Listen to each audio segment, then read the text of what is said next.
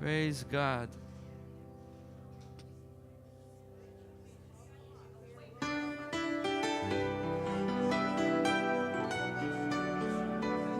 Lord, you're so good. Listen.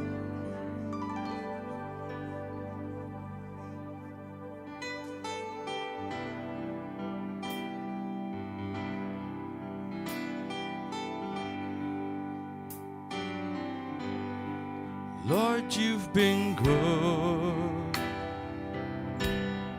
so very good. Lord, you've been good to me all of my life. Lord, you've been good, so very good. Lord, you've been good to me all of my life. That's all there is to it. Lord, you've been good, so very good. Lord, you've been good to me all of my life. You've been good, so very good. Lord, you've been good to me all of my life. So I will praise your name. Your love has never changed. You have been good to me all of my life.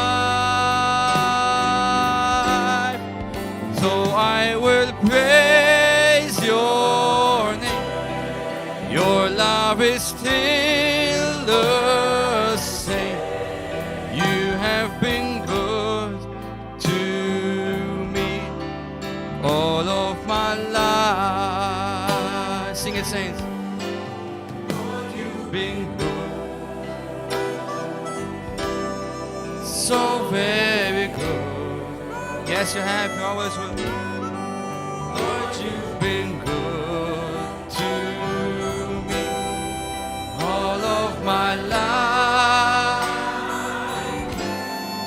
Lord, you've been good, so very good.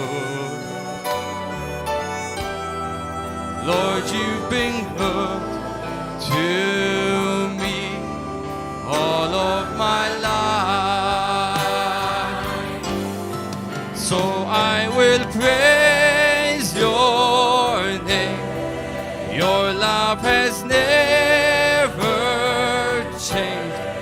You have been good to me all of my life. Yes, I will praise your name. Your love is still the same. You have been good to me all of my life. Yes, I will praise your name. Your love is still the same. You have been good to me all of my life.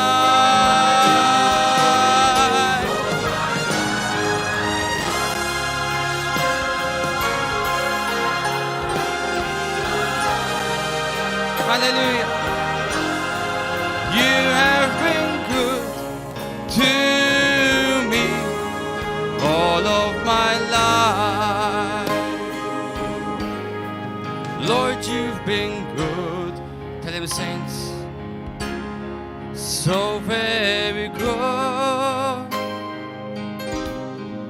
Lord, you've been good to me all of my life.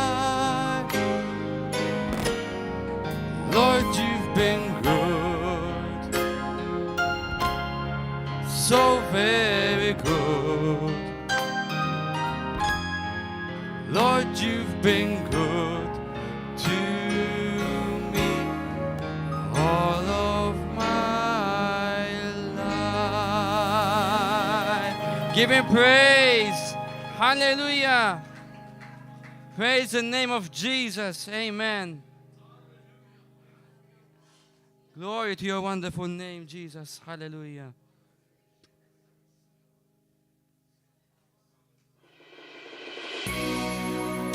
We sang the song yesterday night because he deserves all the glory, doesn't he? He deserves all the praise, all the honor, and all our worship. Give him a shout of praise. Hallelujah! Bless the name of Jesus. And the honor, Lord, we lift our hands in worship as we lift your holy name. You deserve the glory and the honor. Lord, we lift our hands in worship as we lift your holy name. For you are great, you do miracles so great. There is no one else like you. There is no one else like you. For you are great, you do miracles so great. There is no one else like you. There is no one else like you. He loved the song, give him praise. You deserve the glory and the honor.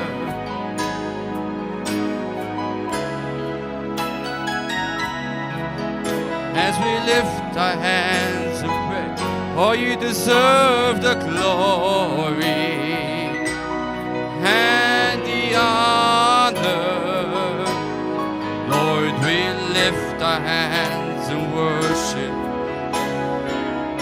Yes, for you are great, you do miracles so great. There is no one else like you. There is no one else like you. For you are great, you do miracles so great. There is no one else like you. There is no one else like you. Lift your voice and tell him, for you are great, you do miracles so great. Lift your voice.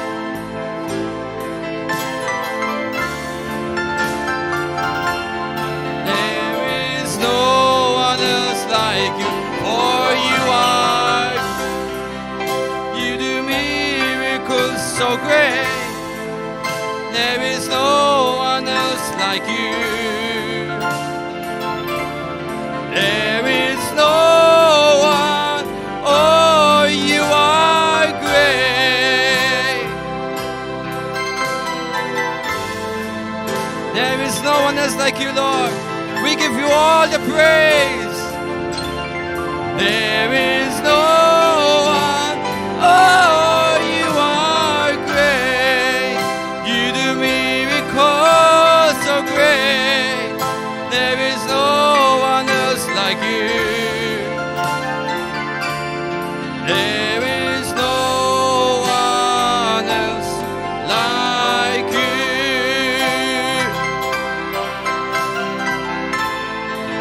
We give you praise and honor.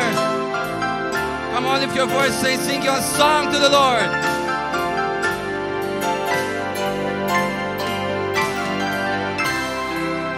We praise you, Jesus. You are great, you do miracles, Lord. There is no one else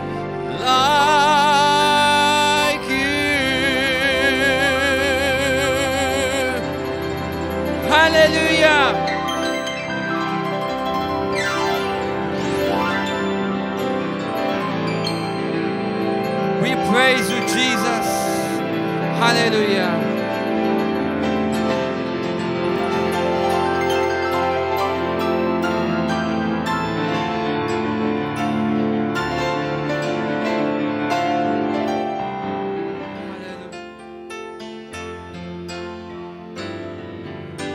For you are great, you do miracles. Sing it, saints.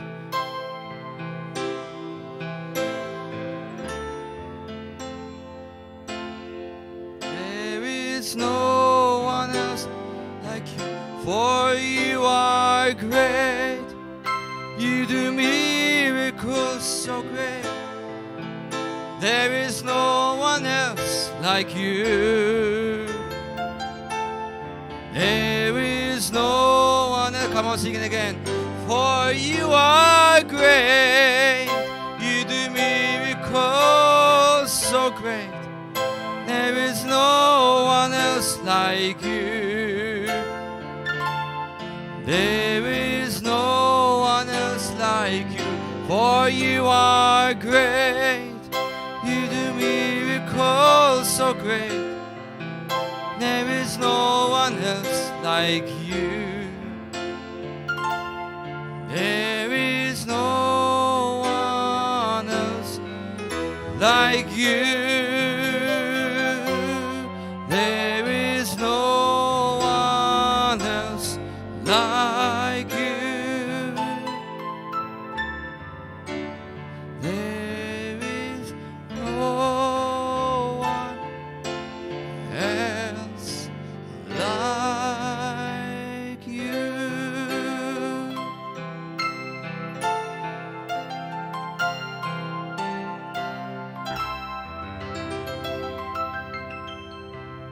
Hallelujah. Yes, we love to love you, Jesus. I want to teach you a song today. We did it a couple of times, those who are here normally. It's called I Love to Love You, Lord. It goes like this. Ooh, I love to love you, Lord.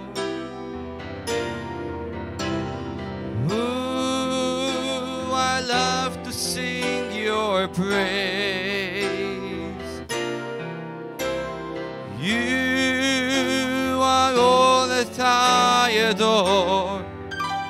I want to know you more, 'cause I love to love you, Lord. That's all there is to the song. Sing it with me. Ooh, I love to love you, Lord. Ooh, I love to sing your praise. You are all that I adore. I want to know you more, 'cause I love to love you, Lord. Here's the verse. Beautiful, wonderful, fairest of 10,000 to my soul. Glorious in your majesty, I lift my voice to worship you alone. Ooh, I love to love you, Lord. Ooh, I love to sing your praise. You are all that I adore. I want to know you more, 'cause I love to love you, Lord. You are beautiful, wonderful, fairest of 10,000 to my soul. You are glorious, glorious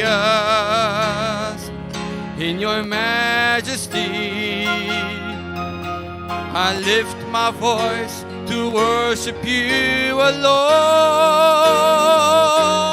Oh, I love to love you, Lord. Ooh, I love to sing your praise. You are all that I adore. I want to know you more, 'cause I love to love you, Lord. Sing again. Oh, I love to love you, Lord. Yes, ooh, I love to sing your praise. You are all that I adore. I want to know you more, 'cause I love to love you, Lord. One more time. Hallelujah. Oh, yes, sing it, saints. Ooh, I love to sing your praise. You are all that I adore. I want to know you more, 'cause I love to love you, Lord. Yes, I love to love you, Lord. Yes, I love to love you, Lord.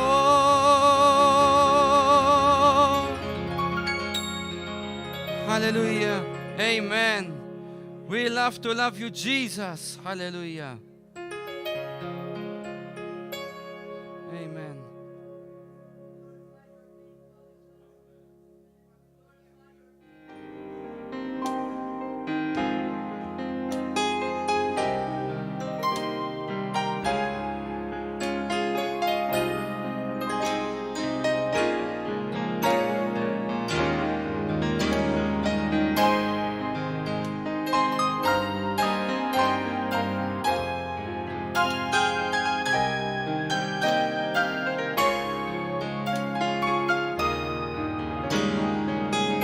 This little chorus, I love you.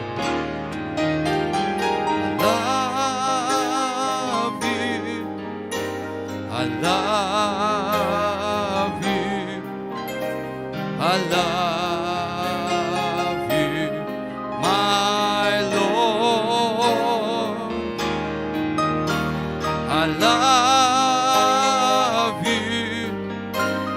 I love you. I love you, my Lord. I love you. Tell him, saints, I love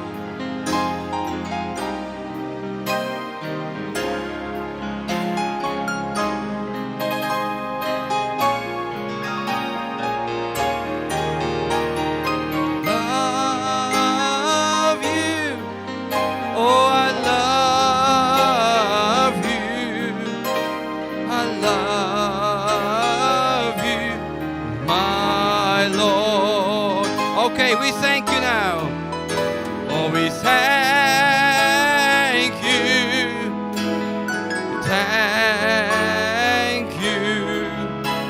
We thank you, our Lord.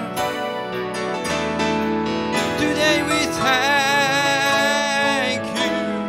Oh, we thank you. We thank you, our Lord. We praise you. We praise you. Oh, we praise you for who you are, Lord. We praise you, our Lord. Oh, we praise you. Oh, we praise praise you, our Lord. Lift it up now, you worthy. Oh, you worthy. You worthy. You worthy, our Lord. Oh, you worthy. You worthy. You worthy, our Lord. We pray. Yes, we love you, Jesus. We love you. Time this morning. We love you, our Lord. Hope you know that we love you.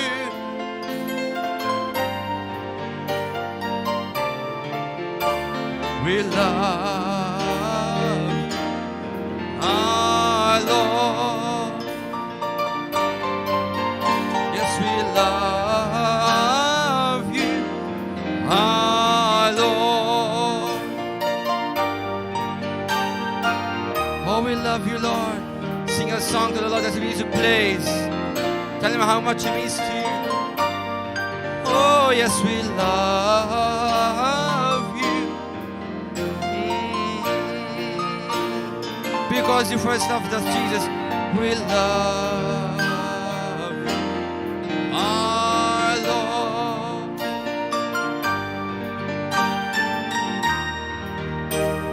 Yes, we do, Lord. We came just to love on you, Jesus. We love you, our Lord. Hallelujah.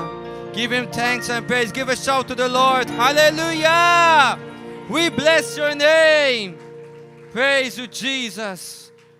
Amen. We glorify the Lamb of God. We glorify the Son of God.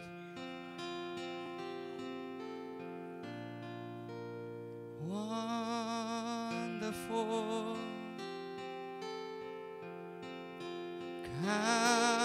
Counselor, mighty God, our Father, Prince of Peace, great I am.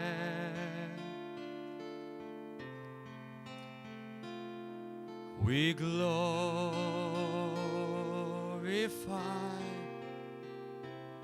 the Lamb. Such a wonderful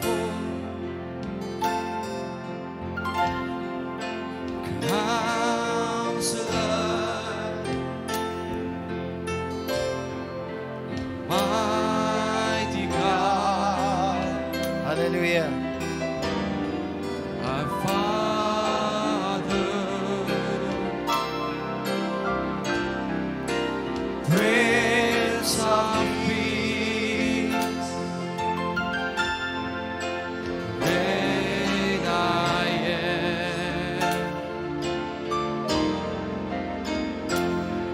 We glorify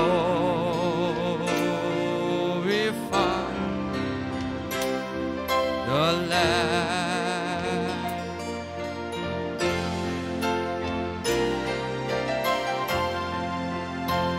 Let's worship Him. Oh, we bless you right now. Oh, we praise you for you are King of Kings.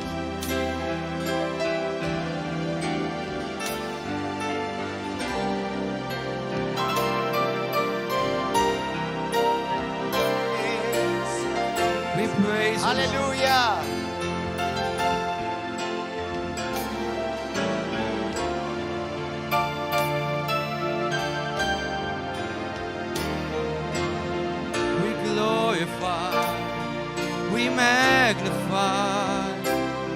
the Lamb. Jesus,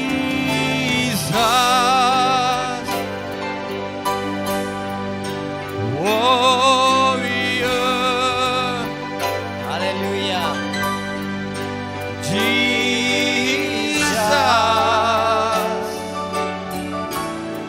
deliverer.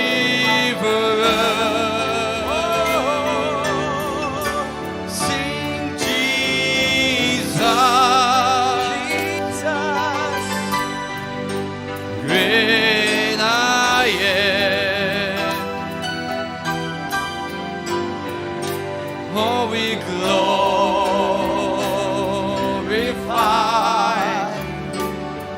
the Lamb. One more time, Jesus. Jesus. Come on, everybody, lift up your voices. Let's magnify the King. He's a warrior.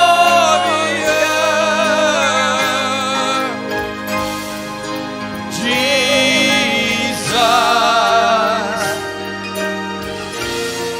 deliverer.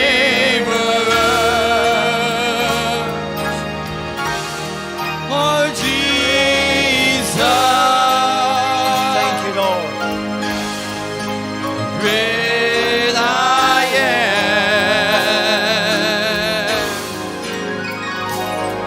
We glorify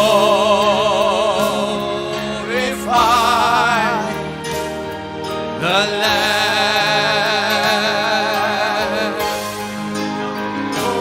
Oh, we glorify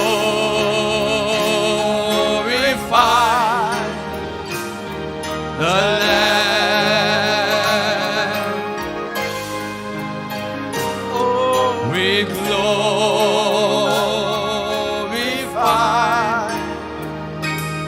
the Lamb. Hallelujah. Yes, Lord. Yes, give him praise. Hallelujah. Hallelujah. You know, as I was thinking, as we are singing the song, now don't take me wrong, because I do believe in clapping and praising God and giving God a clap offering. But if actually you would be truly standing before Jesus, you would not be clapping.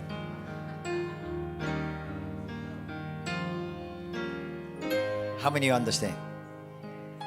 Imagine you're standing before the Queen of England. It's okay. You're not doing any sin. It's not wrong. It's not unbiblical. But you'll be doing something much more than that. Amen. Hallelujah. Now imagine, let's believe what the Bible says, that Jesus is here.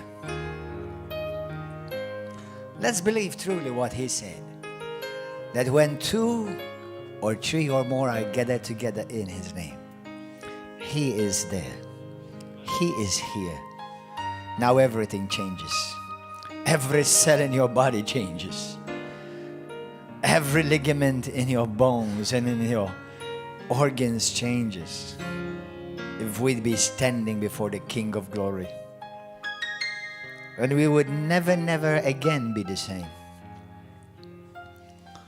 And we, for the rest of these days on this earth, would not stop talking about it and telling everyone about it. And in the presence of the King, truly worship him right now. Truly worship him with all of your heart. Hallelujah. Now praise him, worship him, adore him with every inch of your being in this place. How he would change everything. Hallelujah. How you see life, how you see yourself, how you see him, how you see your brethren and your sisters around you. He would change everything. A sudden invasion of his glorious presence and divine love and mercy invades your soul. Now, I do believe that Jesus is here in the Spirit. I do believe that. And there's nothing hidden from his sight inside of your heart. Nothing. So it's useless trying to hide. For no one can hide from his sight, and nothing can be hidden from him. So why don't we come with a genuine heart, for I desire truth in the innermost being, says the Lord. Be real. Be real with him. Tell him that you love him. In the supernatural realm, in the realm of the Spirit, every thought is a word. And he sees your thoughts. Let his precious blood cleanse you this morning. Let his mercy hover over you. And out of the abundance of the goodness that he is invading your life with, now you praise him. Now you magnify him, and you stand in awe of him and of his love, his mercy, his goodness. For it is he who has drawn you, and it is he who has welcomed you. Hallelujah. Now we praise him. Hallelujah. If you are here and you want to lift up your voice and sing to him, worship him, just say a thanksgiving offering. Thank you, Jesus. If anyone wants to just give him thanks, lift up your voice and just do it now in this place right now. Hallelujah.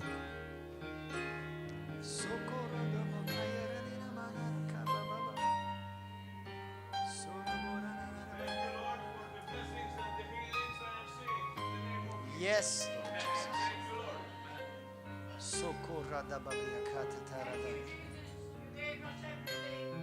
Yes. That's right.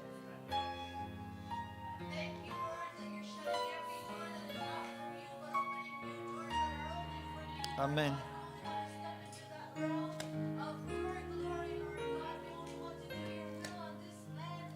Koroshita rababa sata.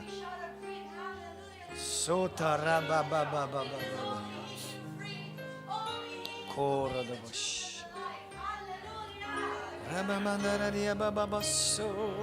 Thank you, Father, for you are almighty. Yes. You are great and you are perfect. Korodobosandari baba so. Thank you, Lord, that you give us the word when we need it, Lord. You give us everything what we need, Lord Jesus.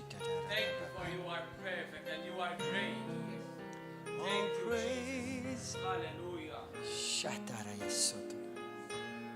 Dakoro sikibela kati. Hallelujah. Come on, brothers and sisters. This is your time. Lift up your voices. Give him thanks. Declare his goodness. Declare what he's done with you and give him thanks right now. Hallelujah. Thank you, Lord, because you calm every storm. Thank you, Lord, because all you say is, peace, be still, and the storm stops. Amen. Hallelujah. Yes, Lord. Thank you, Lord. There is no struggling in you, oh God. All we need to say in faith is, peace, be still, and it shall come to pass. Hallelujah. So thank you, Lord, for this authority. Help us to use it. And I go against every voice right now in this place that is trying to hinder us Yes. from receiving from you right now. In Jesus' name. Yes, peace, be still. In Jesus' name. Yes, oh God. Oh, I love. Hallelujah. Just tell him that you love him. Tell him that you love him. We love you, Lord. I love you, Jesus. And thank you for loving me. Thank you for loving us, Lord. Thank you for shedding your blood, Lord.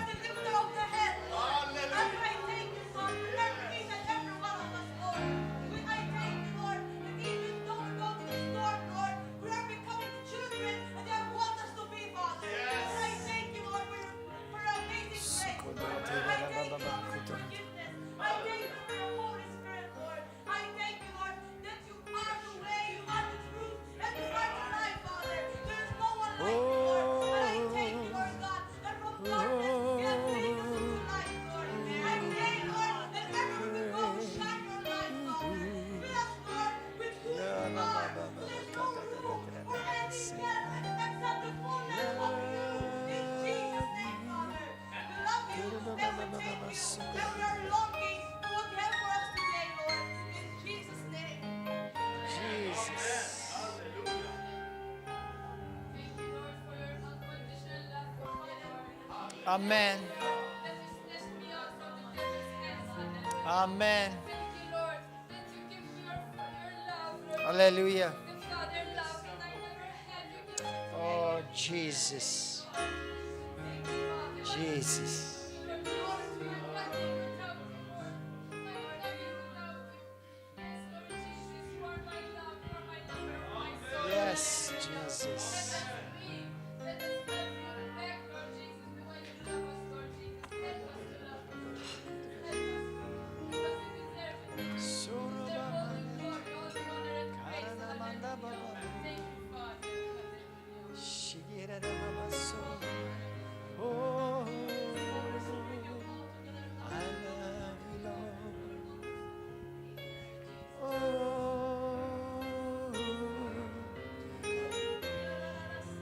hallelujah. We acknowledge you here, Holy Spirit. We acknowledge you, Almighty God.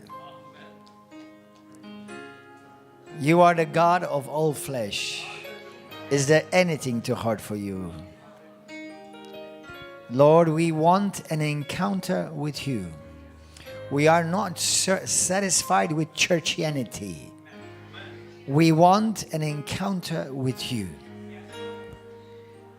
Hallelujah. We've heard the word of Jesus, but now we want to see the Jesus of the word.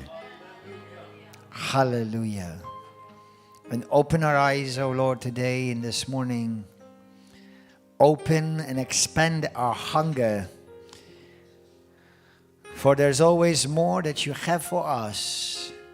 May our hunger match the grace that you want to pour upon our lives. Hallelujah.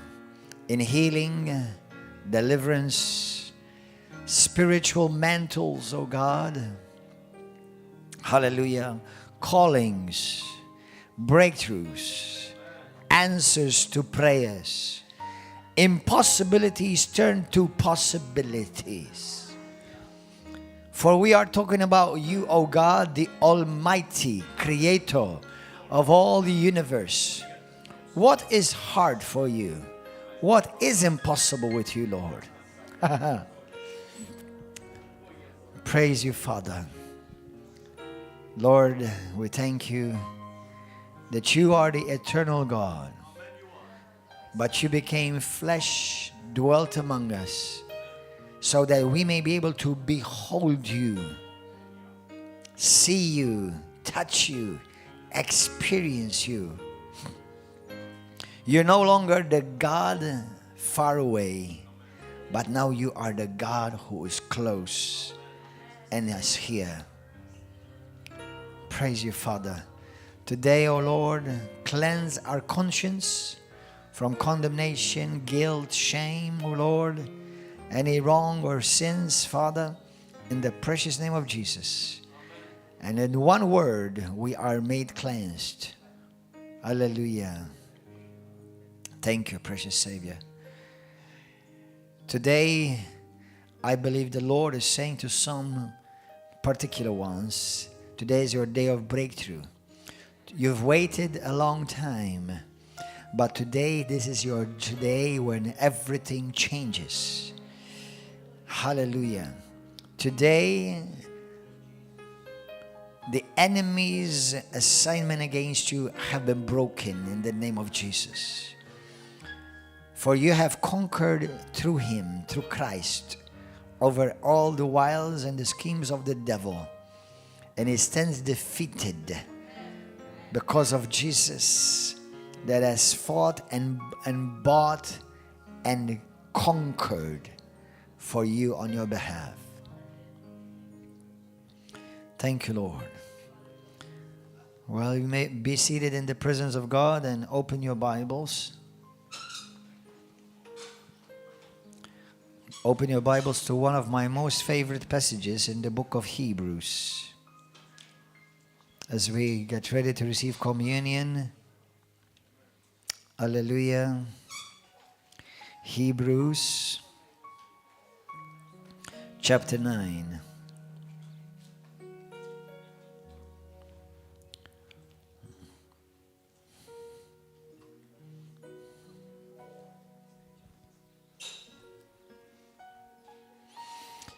From verse 11.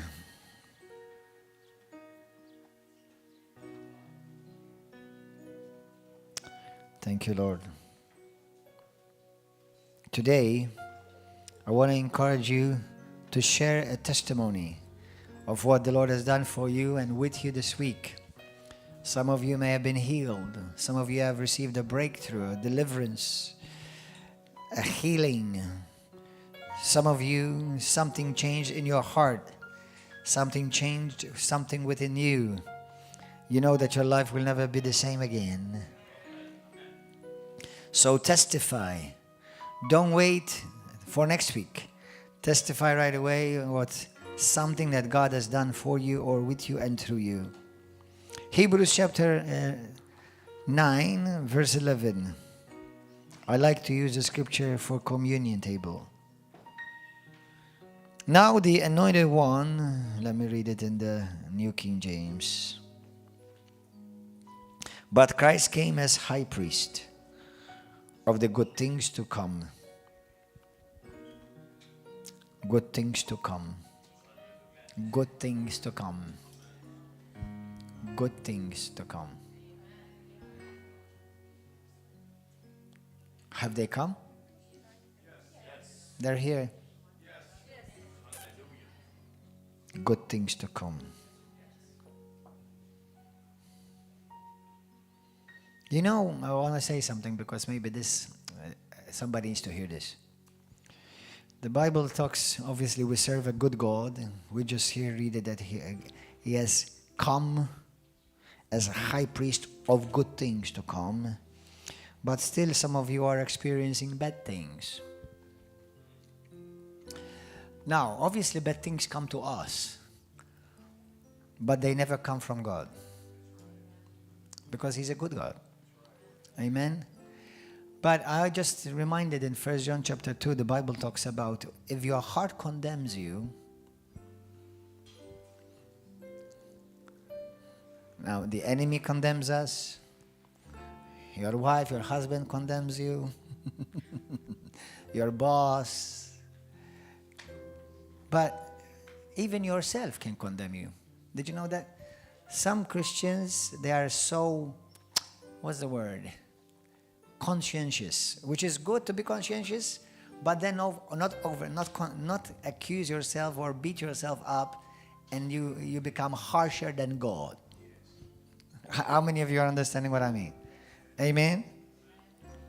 Bible says when your conscience condemns you. So it's not always the devil. Sometimes it's yourself. Remember this. God is bigger than your conscience.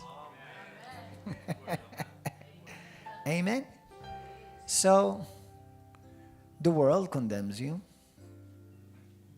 The devil, we know, at least most Christians know that the devil condemns us.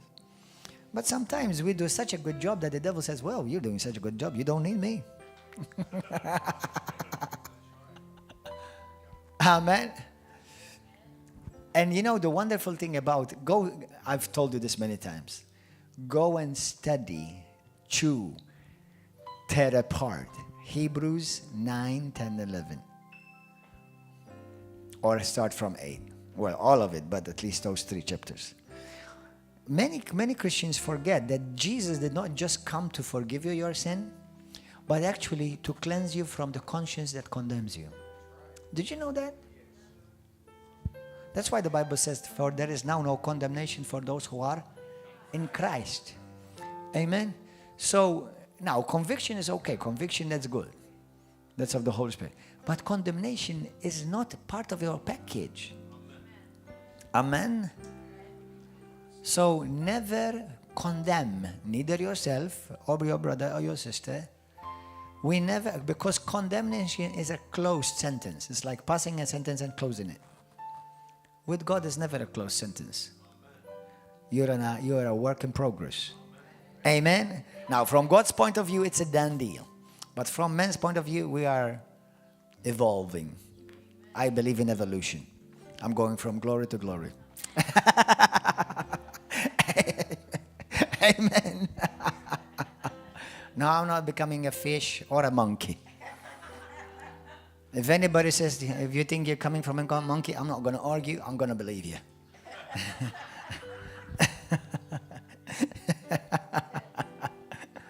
I love it when people say to us, we come from monkeys. Well, I don't doubt that about you. Amen. No, we come, Bible says, 1 John chapter 4 says, we come from God. Amen. We are of God. So, somebody just needs to hear this tonight, this morning. Don't be condemned.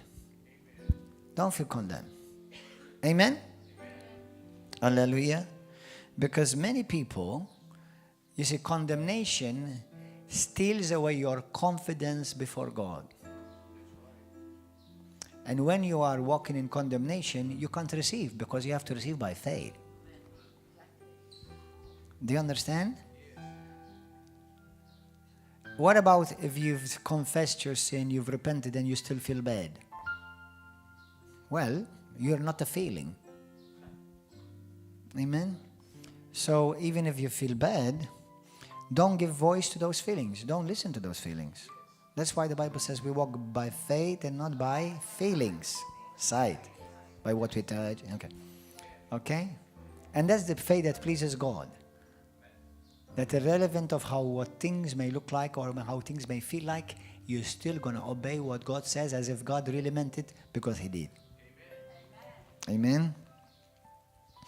So, but Christ came as high priest of the good things to come, with the greater and more perfect tabernacle, not made with hands, that is not of this creation.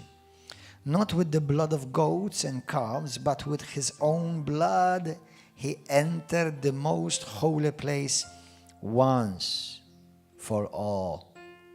Beloved saints, listen to me.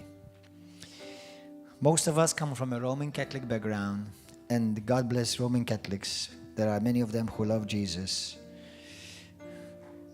But anyway, I just want to say this. I was taught as a Roman Catholic that Jesus offers His blood every day, millions of times on different altars. Look what it says. He offered His blood once. Okay? Once and for all, having obtained eternal redemption. For if the blood of bulls and goats and the ashes of a heifer, sprinkling the unclean, sanctifies for the purifying of the flesh, how much more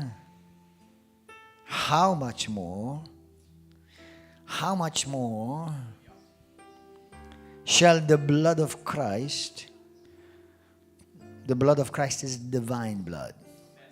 It's eternal blood. Through the blood of Christ, who through the eternal Holy Spirit offered Himself without spot before the eternal God. That means He took care of your future. That means you can relax because He already knows what you're going to do tomorrow.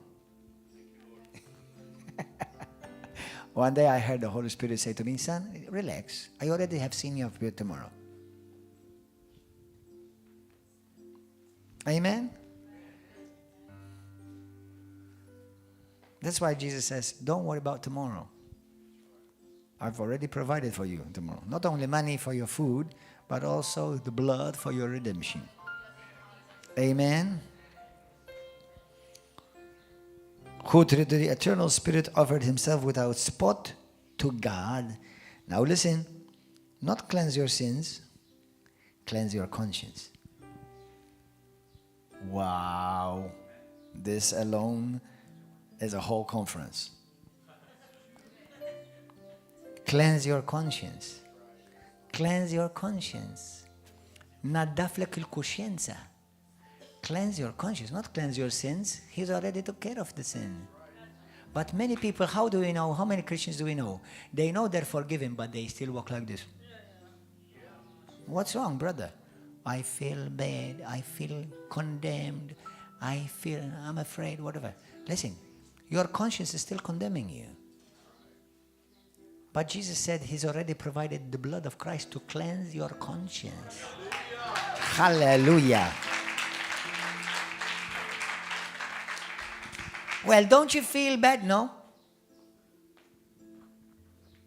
How many of you, do you wait for you to feel bad to know that you've done something bad? There are people who've done bad things and they don't feel bad, but it's still bad. And then there are Christians who don't have done nothing bad and they feel bad. Right? But for us, the blood of Jesus not only has cleansed us from the sin, but it has cleansed us from condemnation, from guilt, from shame. Because the blood has cleansed us in our conscience from dead works as well, to serve the living God. Amen. To serve the living God. Listen, don't go around another day feeling blue and feeling sad. Amen. Stop singing Blue Moon. Amen. Pray, say this with me. Say this prayer with me. Say, Father God, I thank you. You loved me irrelevant of my doings, my actions, and my mistakes. I have confessed and made Jesus my Lord and my Savior. And my redemption is complete for eternity. Not just for 1 week, not just for a lifetime, for eternity. He has purchased for me eternal redemption. And the blood of Jesus not only has cleansed me from all sin, but I believe today and I receive that the blood of Christ Jesus has cleansed me from condemnation and cleansed my conscience. My conscience is clear, my conscience is clean, and I have been sanctified, purified, and justified, just as if I never sinned, because of the blood of Jesus. I give you praise, O God. And on the night that Jesus Christ was betrayed, he took the bread, he broke it, and he gave thanks. And he said, take and eat, this is my body, which is broken for you. Do this in remembrance of me. And after they ate, then Jesus took the cup and he said, take and drink, this is the cup of the new covenant in my blood. This blood which is shed for you for the forgiveness of sins of all mankind. Do this as often as you drink it in remembrance of me. For as often as you eat this bread and drink this cup, you're proclaiming the Lord's death until he comes. Lord, we thank you that this bread and this cup now are sanctified, consecrated by your word and by this prayer. And we today, by faith, we partake in the body and the blood of Christ Jesus. Lord, we thank you that you have cleansed us, forgiven us, in Jesus' precious name. Now, if you need to forgive somebody else, you do it right now. Okay?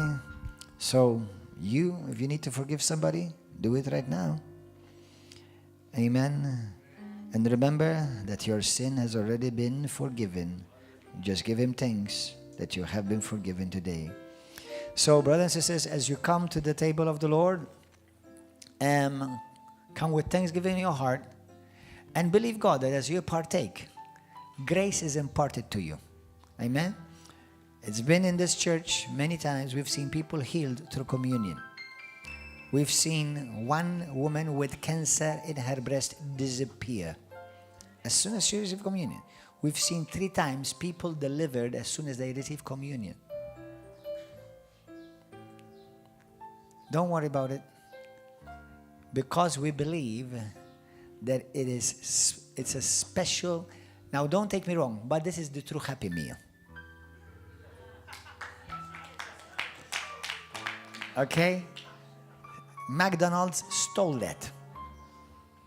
This is the what does Jesus say? Blessed are you, happy are you that you have been invited to take part. Amen? So come with a happy heart, with a light heart, with a grateful heart. Amen? And whatever else you need to receive, receive it in Jesus' name. Hallelujah. Come, hallelujah.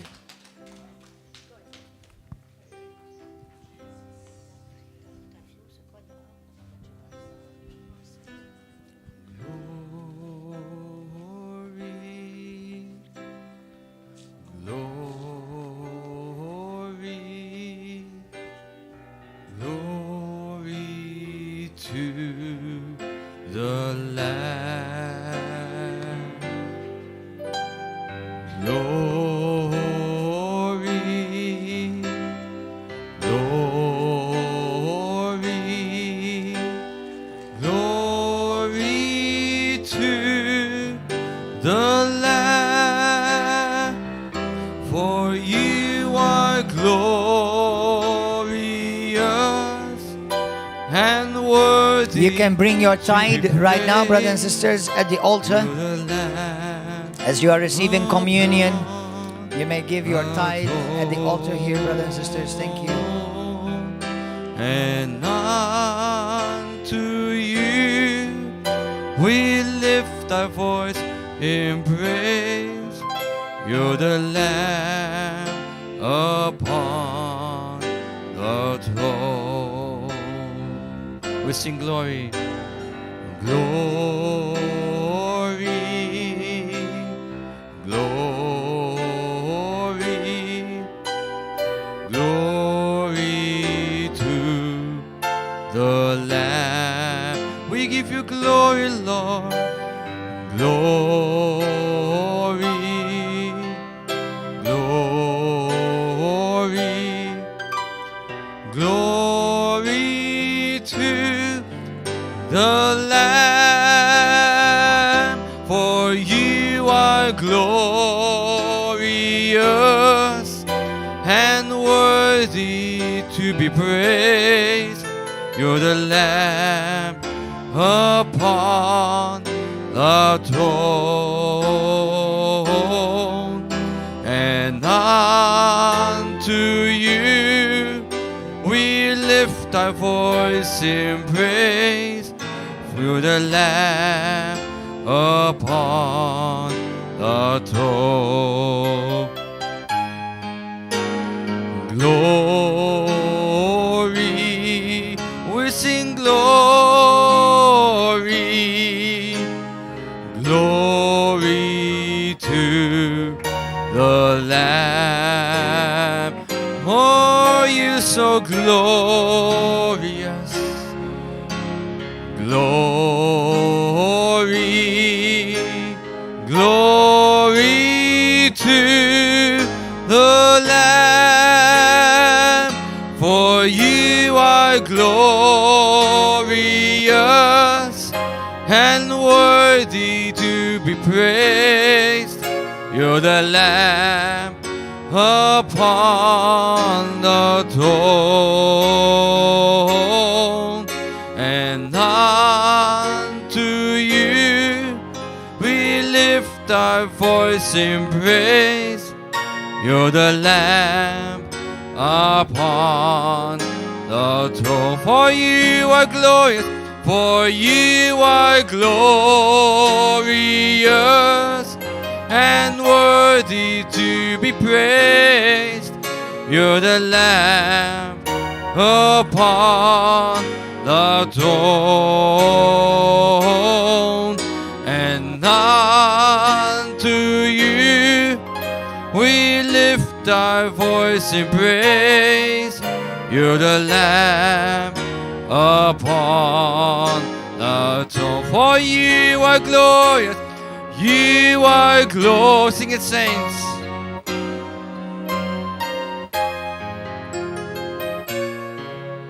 You're the Lamb upon the throne, and unto you we lift our voice in praise. You're the Lamb upon the throne. For you are glorious, for you are glorious and worthy to be praised. You're the Lamb upon the throne, and unto you we lift our voice in praise. You're the Lamb upon the throne. For you are glorious, for you are glorious and worthy to be praised.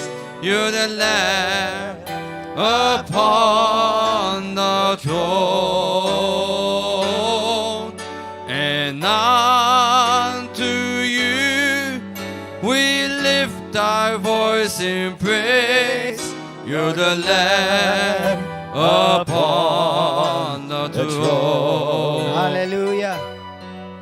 You're the Lamb upon the throne. Thank you, Jesus. You're the Lamb upon the throne. Somebody should praise the Lord today, this morning, because you've been set free. Hallelujah. Yes, hallelujah. Praise God. We want to welcome Janet. I'm not sure if it's Chen or Cho. I'm not sure. Chow? Chow. Chow. Chow. Karma Jacobs. That's you? And you are from London. Hallelujah. And Carol McLean. God bless you, sisters. And you are from Numa Ministries. Praise God. Hallelujah. Thank you, Jesus. God bless you guys. Anyone else who is visiting this morning? Hallelujah. Well, those of you who are visiting, we don't let visitors leave. Hallelujah. Now, we want to encourage you to join us if you are living in Malta. We have a Wednesday service at 7 p.m. and we have a Saturday service at 7 p.m. as well, and Sunday morning. Sunday morning is the one that is straight in English. The other ones, unless we have a guest speaker, they're in Maltese with translation in English or Italian. Next week, for those of you who are the first time here today, we just finished the Holy Spirit conference this week. Were you here? Weren't you here? But if you aren't going to be in Malta, and if you can stay in Malta, I want to encourage you to stay. This week we have a 3-day. Go to 2 Corinthians chapter 5 quickly. I want to do this test upon all of you. Hallelujah. 2 Corinthians chapter. Dwayne and Janice, can you come forward? Can you come here? Can you come here? Come here, guys.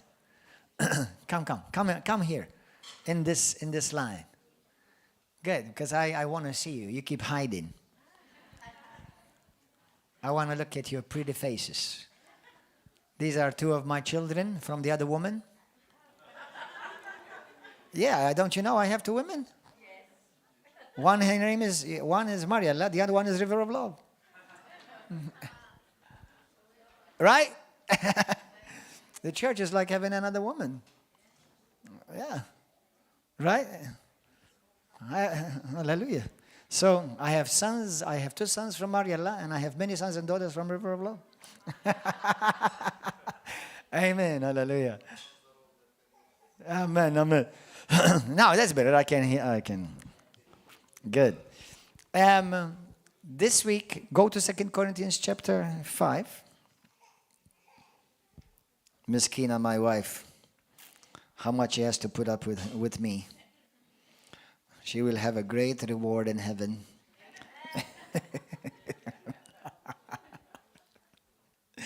Hallelujah.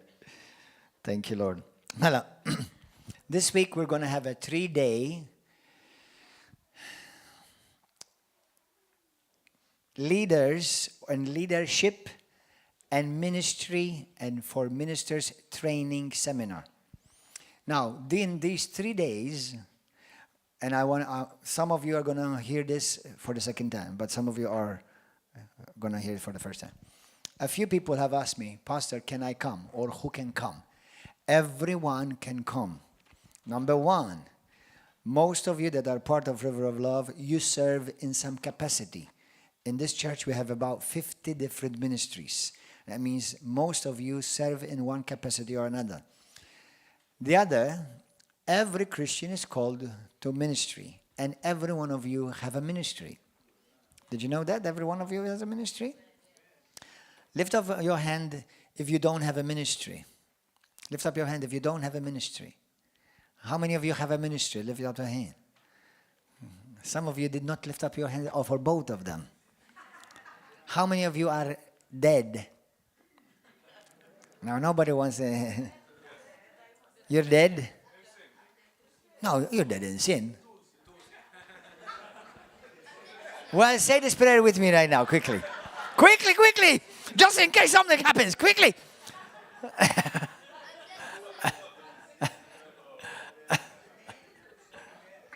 You're dead in Christ. Amen. Good. Praise God. That means if I offend you, then you should keep on smiling and loving.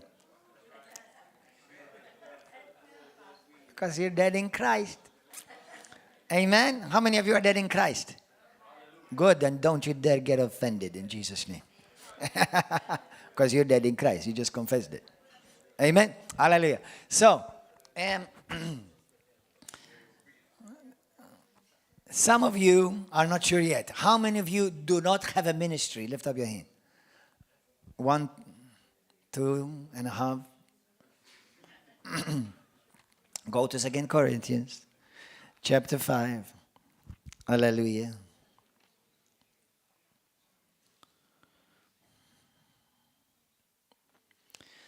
Second Corinthians 5:17. I think most of you should know this, and if you don't, memorize this.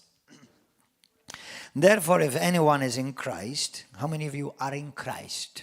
How many of you are a Christian? You are a Christian. Just in case, is anyone not a Christian here this morning? Are you not a Christian? Or you have not made a decision for Christ yet? Lift up your hand. Have you not made the decision for Jesus yet? Okay, then you are all in Christ. You are all new creatures. You are beautiful creatures. Hallelujah. So, you are all new creatures in Christ. Then all things have passed away. Behold, all things have become new. Now, verse 18. Now, all things are of God, who has reconciled us through himself, through Jesus Christ. And how many of you are reconciled back to God through Christ? Okay, that's only part of the equation. But look at the other part. And has given us, everybody say, has given me the ministry. What ministry? The ministry of reconciliation. What does that mean, Pastor? That is, that God was in Christ reconciling the world to himself, not imputing their trespasses to them, and has committed to us the word, not the works, the word of reconciliation. We don't have any more works for reconciliation. We have the word of reconciliation. Now, what you do is you tell others what God has done for them. Amen? Now, even if you have an argument with a brother or sister, and your brother or sister could be your wife or your husband, then you have to reconcile. Reconcile. Amen? So, now then, and that's an ongoing business. You're constantly, in a sense, with brothers and sisters who may, you may, I don't know, what is the word? Have an argument, have a disagreement. You're constantly working in reconciliation. You're reconciling sinners to God through Christ, and you're reconciling the body of Christ, reconciling them to each other. Amen? So that we remain one. Amen? So, one piece, not pieces. Hallelujah. So, every one of you have received a ministry. Now, according to 1 Peter 4:10, it says you all have received a gift. And 1 Corinthians chapter 12, it says we all have received a gift. What are you utilizing that gift? Now, please understand, having a ministry does not mean you're a pastor. And having a ministry does not mean pulpit. I've said it a couple of days ago, and I have said it again, okay? When I was in India, we had a conference for 120 pastors from our ministry. We sponsored them. And one of the, like similar like we're going to have this week, training ministers. And one minister, he said to me, what about women preaching on pulpits? What about women preaching on pulpits? I don't believe in women preaching on pulpits. Either beside it or around it, not on top of it. Some of you won't look good on pulpits. Neither do men. No, you know what I said to him? I said, if that is a problem for you, remove the pulpit. Amen? Hallelujah. So, but that was from the Holy Ghost. Honestly, that was like the Holy Ghost gave me fresh download.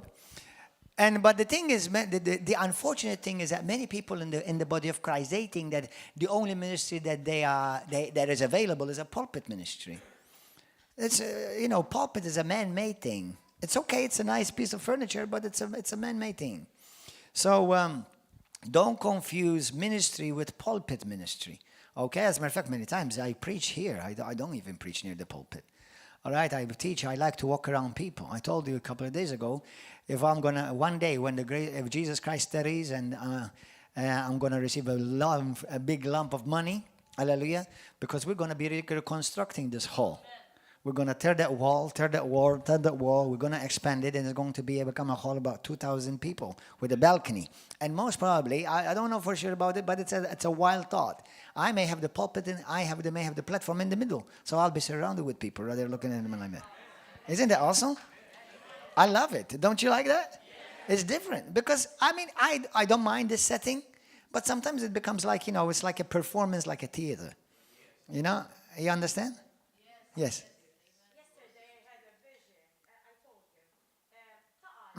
Yeah. Like a Greek theater, yeah.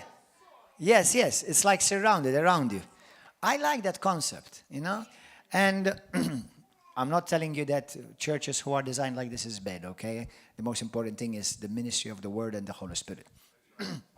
But unfortunately, many Christians, and sometimes even Christians that have been a long time in the Lord, they think that, a ministry is only if you're in the pulpit. This is about maybe 5% of ministry of what I do.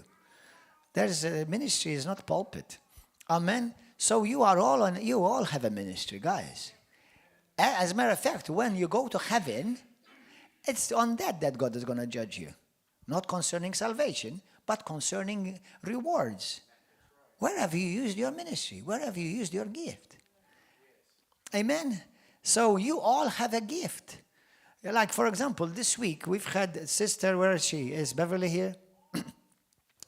Beverly is there. You see? Beverly,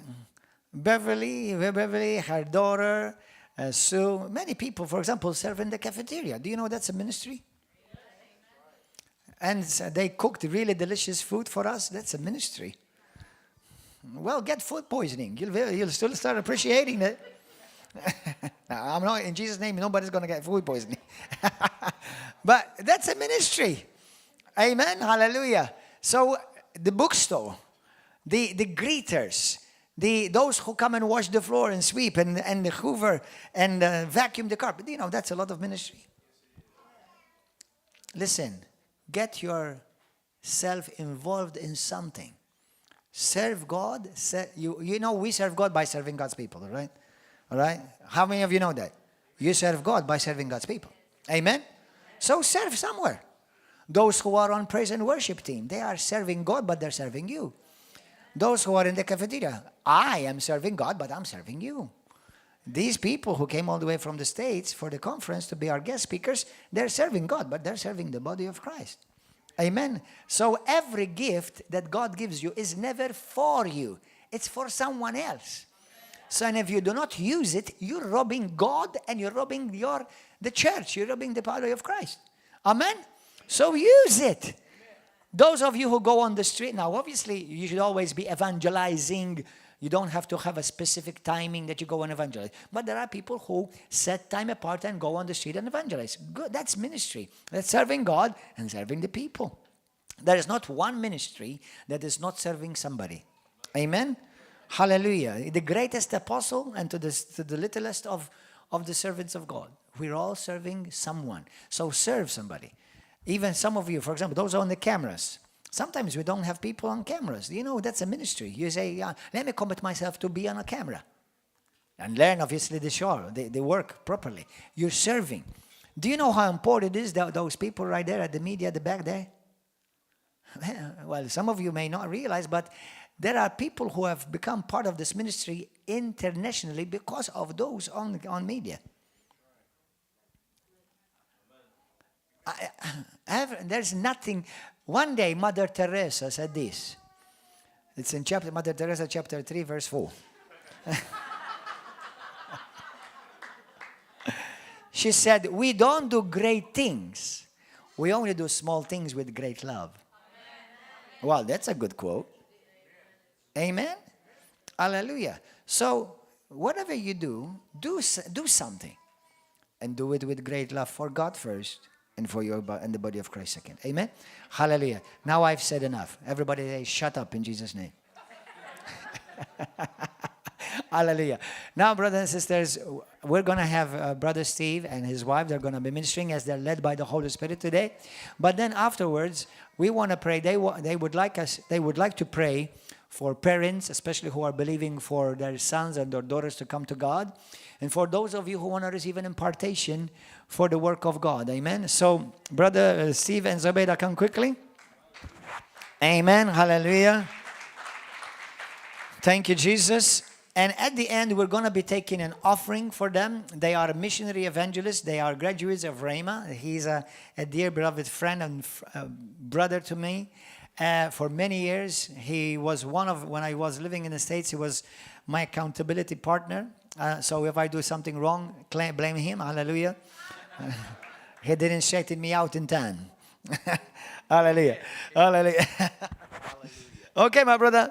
Now we're going to greet the YouTube and Facebook audience. Let's all stand. Come on. You look too comfortable there. Hallelujah.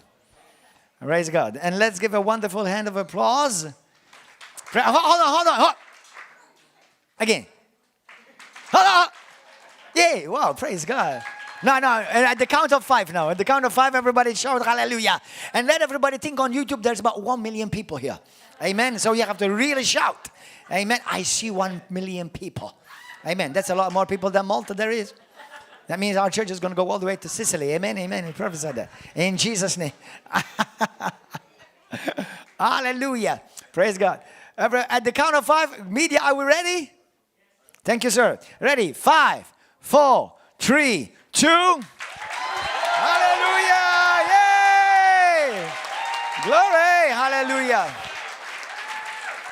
We welcome you, brothers and sisters, around Malta and Gozo, and also from different nations of the world, especially from United States of America, from the Philippines, from Rome. We have brothers and sisters coming, following us from Rome, from Italy, from Modena, from Switzerland, from Germany, from Uganda, from Kenya, from Pakistan, from India.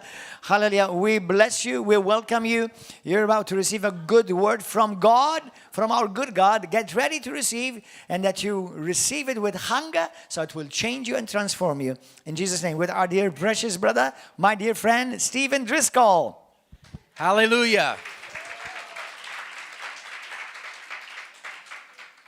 I'll just speak a little bit here from my heart, and then I'll have my beautiful, beloved wife come up and share a little bit from her heart. If you've missed any part of the conference, would you please stand up, Zobeda? This is my beautiful, anointed wife.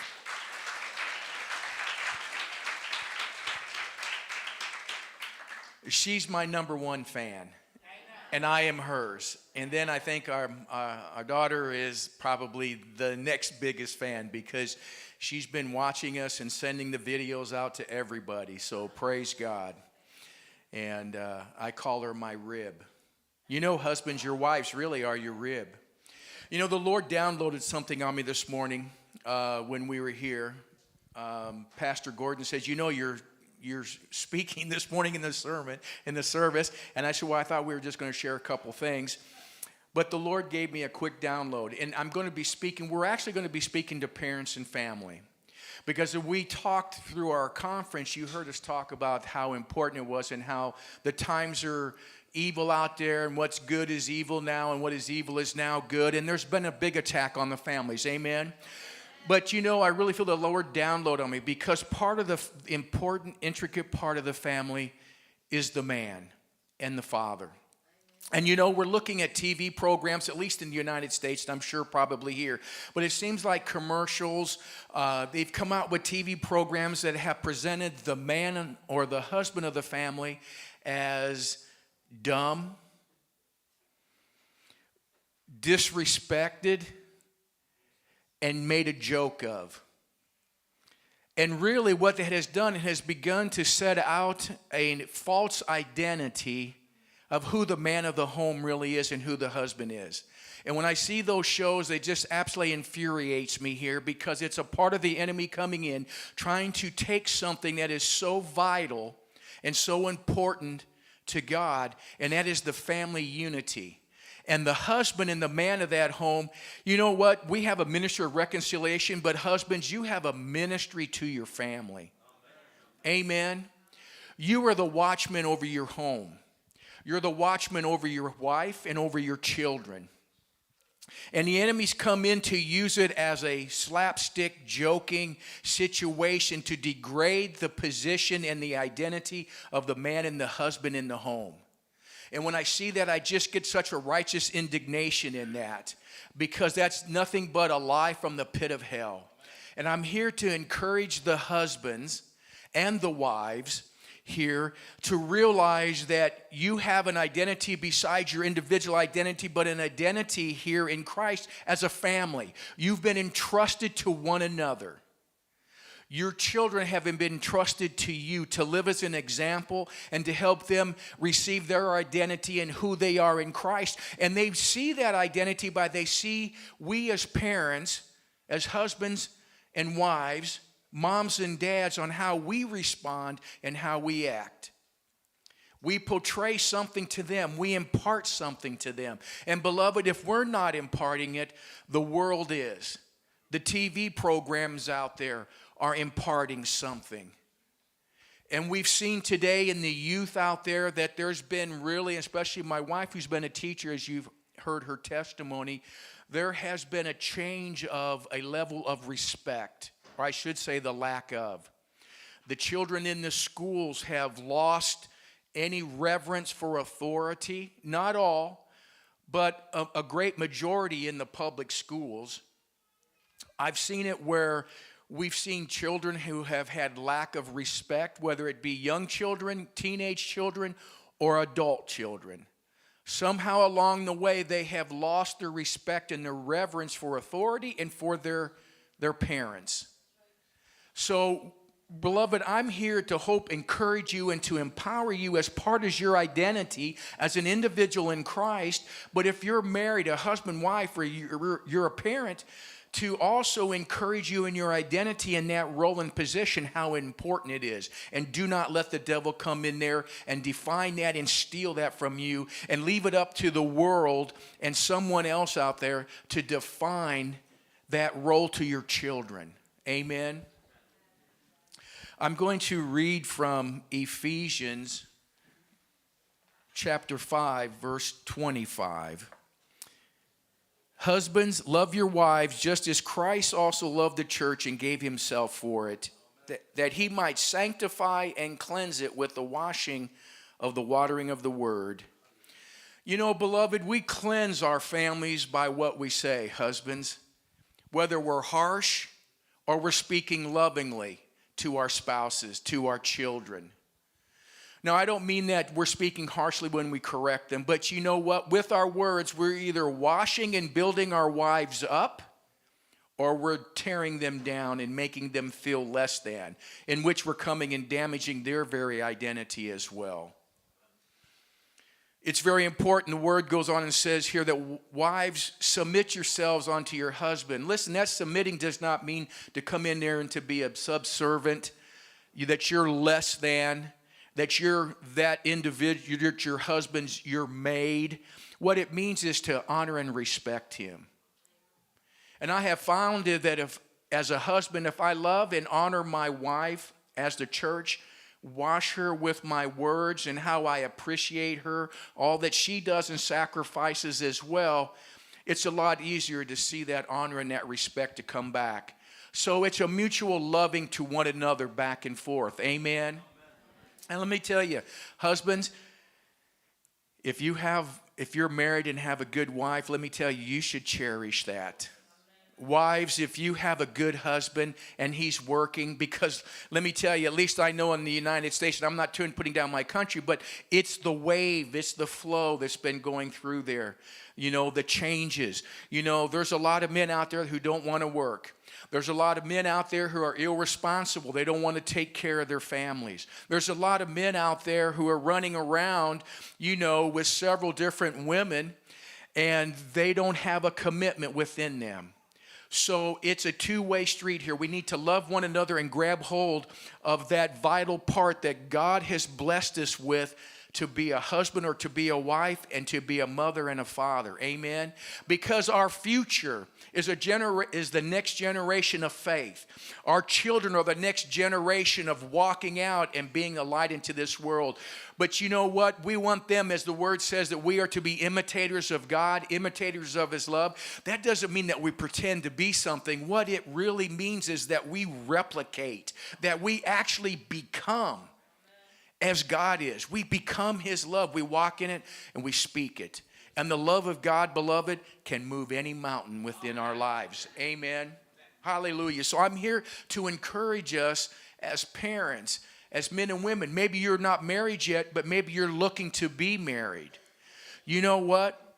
If you're looking to be a spouse and you're not yet, and maybe you're thinking, geez, when am I going to find the right person? This is time of preparation. This is a time to prepare yourself of what kind of husband am I going to be? What kind of wife am I going to be? What kind of parents am I going to be? Amen? Because there's so much junk and garbage out there that says a parent is this, a man is this, a woman is this. But let me tell you, if it's not founded in the Word of God and in the love of God, it's going to give you a false identity, and you're going to operate incorrectly, and you're not going to operate as God is. He's our example of Abba Father. He has been a husband to the church. My wife's testimony is that when her children's father had passed away at such a young age, God became her husband. Let me tell you, that was a big thing to overcome for me. It's like, wow, God's been your husband all this time, and he provided well. Very well. And I went humbly before the Lord. I said, Lord, you have been her husband. You know, for me to step into this place right now, I feel a little bit overwhelmed. How can you compete with God, right? Lord, but help me to be a husband every bit as good as you have been. Help me to love her, to wash her, to care for her, to nurture her as you have. And I really believe that God has really imparted that into my heart. Now, that doesn't mean I've been perfect. Men, we're not perfect. We're going to make mistakes ladies. But you know what? Quickly, when we do, we come back. Don't let the sun go down upon your wrath. Don't be angry. It's like what the brother said, don't be offended. We cannot afford offenses to come into our home and between our families, especially between spouses, because you know what? Where one can send 1,000 to flight, two can send 10,000 to flight. And beloved, our family unity is a wrecking force against the pits of hell and all that hell wants to throw against our nations, against our countries, against our cultures, against our children, against our family. And if you agree with that, say amen with me. Hallelujah. Ecclesiastes says in 4:12, and though one can overpower him who is alone, two can resist him. A cord of 3 strands is not quickly broken. Amen. Beloved, that's really a great verse for marriages. Husband and wife are wrapped together in their love for one another. But what really gives us the strength and keeps it from being bent and broken against the storms that will come against and the attacks of our marriage, against circumstances or mountains that will try to rise up and come against us, whether it's in finances, whatever it may be, that third strand, we are wrapped in Jesus Christ. We are wrapped in the love and strength of God. Amen. And as long as He is the third strand in our lives and in our marriage, I don't care what comes blowing against us. We're going to be able to bend with it, but we will not break. Amen. Hallelujah. Glory to God. So I want to encourage husbands. And maybe you have created an identity and you've made mistakes prior to being a spouse, during a spouse. Don't let that tell you who you are. And don't identify with that mistakes. We've all fallen short of the glory of God. Amen. So as brother said today, you know, we don't live by condemnation. We quickly repent. See, I think that's the problem. A lot of times we'll make mistakes and we'll sulk in it. We don't deal with it right away. So therefore, it's like a seed dropping within us. And what happens is that seed, as long as we don't deal with it, it drops a little bit deeper in us. It drops a little bit deeper in us. And then the next time we make a mistake, then that seed gets watered again. Or somebody brings up something that you did, and then it waters it a little bit more. Then it begins to take a root. As it takes root, it runs deeper. Then it's hard to deal with it. So quickly, I've learned to be quick to go running to my Father and to repent, amen, and just receive a clean, refreshing washing from His Word and from the blood of Jesus Christ to cleanse me of any guilt and condemnation. And that's so important, so I encourage you to do that, amen. We don't let the sun go down on our wrath. We don't let our sun going down when we've had conflict within our home and with our families, amen. Hallelujah.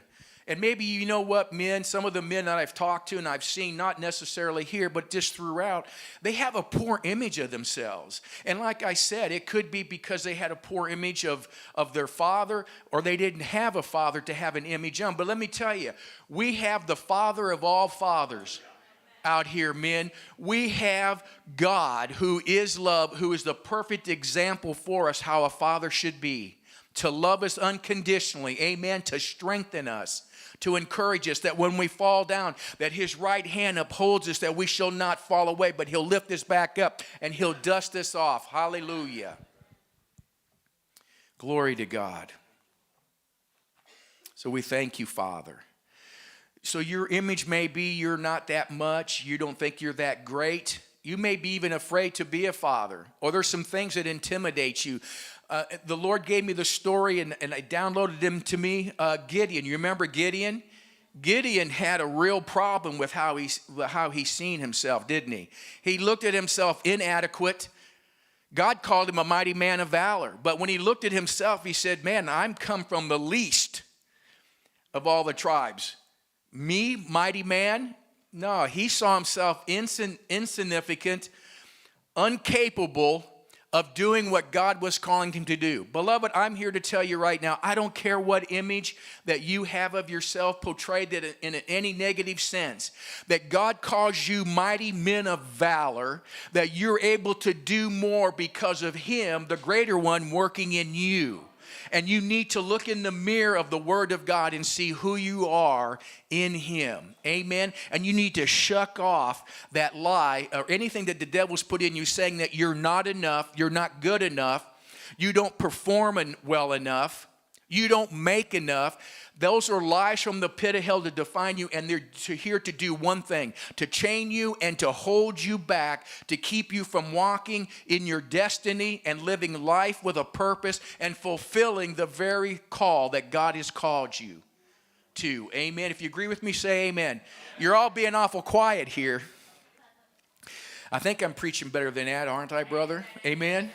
Amen. Hallelujah. So I encourage you, mighty men of valor, mighty fathers, mighty husbands, you have everything in you right now to succeed as the man of God, to succeed as the father, to succeed as a husband, to succeed as right now an example to a world out there of how men are to operate and to act. And amen. And wives, I encourage you, if you have a husband, he's not going to be perfect, but you know what? If you love him, respect him, even when he messes up and he comes back and he repents, I can tell you right now, there is nothing more better for a man's ego than to have his wife. I don't care what anybody else thinks. I don't care what anybody else says, but I do care what this woman right here, who is my rib, who's connected to me and we are one. I do care what she thinks of me. So I'm here. You can either lift him up or you can tear him down. And husbands, you can do the same thing with your wives. God's given you such a precious, loving individual who is a part of you. And when I say that she's my rib, I truly mean it. She is so connected. We are so connected and so one that it's almost like that we just breathe in unity together when we move. And that's the way it should be. We should move together in the Spirit. We should be able to move together in life. The word tries to say, oh, well, you're separate. Yeah, women, they've got, they've been raised up and yes, they've been held down and they've been held back. And I believe that a man is not above a woman at all, that we should walk side by side equally together in serving God, because there's no respecter of persons with God. Amen. But we complement one another. She has strengths that I do not have. And sometimes that can be a little intimidating. And so we're going to want to withdraw, or we're going to want to kick up, and somehow we're going to come kick back that, you know what, I'm macho, I'm more stronger, I'm smarter, I'm the provider here, and we kick back against that. But I learned a long time ago that things will go a whole lot smoother, and I can serve God a whole lot better if I listen once in a while to my wife, who has the wisdom of God to help me, and then I can fulfill what God's called me to, because she was given to me as a helpmeet. Amen. Amen. Hallelujah. Say amen.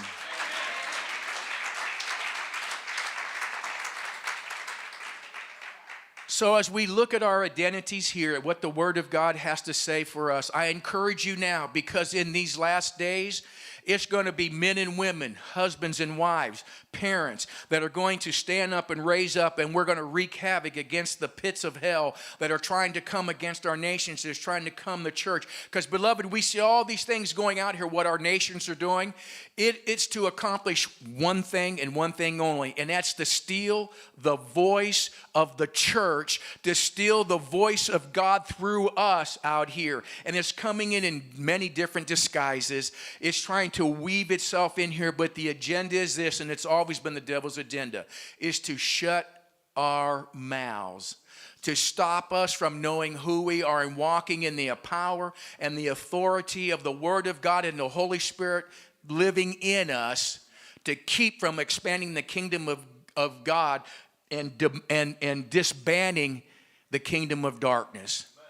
If you agree, say amen. Hallelujah. So our identity is really important. So who are we? And I know I said this when I was ministering the other day, but you're loved. You're powerful and mighty. You are accepted. You're a child of God. Hallelujah. Hallelujah. You are above and not beneath. You're the head and not the tail. You're more than a conqueror in Christ Jesus. You're an overcomer. You're not defeated. You're not less than. You're more than enough, because the one who is more enough lives in you. You can do anything that He has called you to do. When we're weak, He is strong, working in us. Amen. Hallelujah. We are the redeemed. We are the forgiven.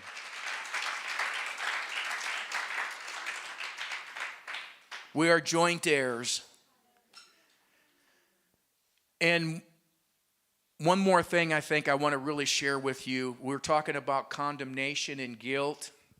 I was walking and praying one day, and I was walking around. The Lord always speaks to me around water. And so before I was going to work one morning, I would always have a tendency to stop off at this park. And it was a beautiful, huge fountain, and the area was filled with trees. And I would get out and I would walk. And as soon as I get out, I started to walk around this man-made water pond area. And as I was walking, I was noticing there was trash laying along the side of the water. And then I saw some floating in the water. Looked down and I could see cans and garbage that had sunk below the water. And I saw little fountains in there. Some of the fountains were really inadequate. They were barely working. They were clogged, little bubbles coming up. Some had little streams shooting up. Then you had the great one, big one in the middle. And I said, Holy Spirit, okay, you're going to talk to me about water, something here that you want. What is it? And here's what the Lord said. He said, you see this stuff laying along the side here?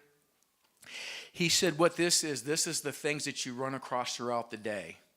He says, I want you in my word every day. He says, not because I'm making it legal. I'm not making it a mandate or a law. He says, I want you in my word because my word will wash you and cleanse your mind and your soul from the junk and the garbage that's out there that you will see and hear throughout the day that will be laying along the surface of you. And that's what this garbage is. But if you don't deal with it, it gets kicked in the water and it's on the surface and it's floating. But if it's not dealt with yet, it gets full of water. It gets full of emotions and feelings, and we forget about it, and then it begins to sink deep within our souls. So as I'm walking, I'm looking at it, and I'm trying to see what's going on here. And as I'm walking around, I see this big, vibrant fountain, and I see it's the Lord. And it's like his fresh water, the Holy Spirit is just flowing. And when I see it, it begins to agitate and stir the water. And the stuff that's at the bottom is starting to come to the surface. But the stuff that's already on the surface is being washed away and pushed to an overflow, to a drain. And it's being removed. The stuff in the bottom is taking a little bit longer. It's taking a lot more work and a lot more stirring. But eventually I watch it start coming to the surface. And as it comes to the surface, then it's being washed away. And he says, that's what my word and my spirit will do with you. When you're in my word and my spirit is ministering to you, all the things of the day that have been laying along the surface that's kicked in that you've heard, all the negativeness on the news, all the terrible things that are going on around you, the jokes, the dirty jokes at work, the vile things that you may see, the violence out there. He said, these are all of these things that will pollute you, that my word will wash out. Because when those things get in us, eventually they begin to come out, but they'll come out the wrong way. They'll come out through our words and our conduct. So it's so important. So as I seen that, I go, wow.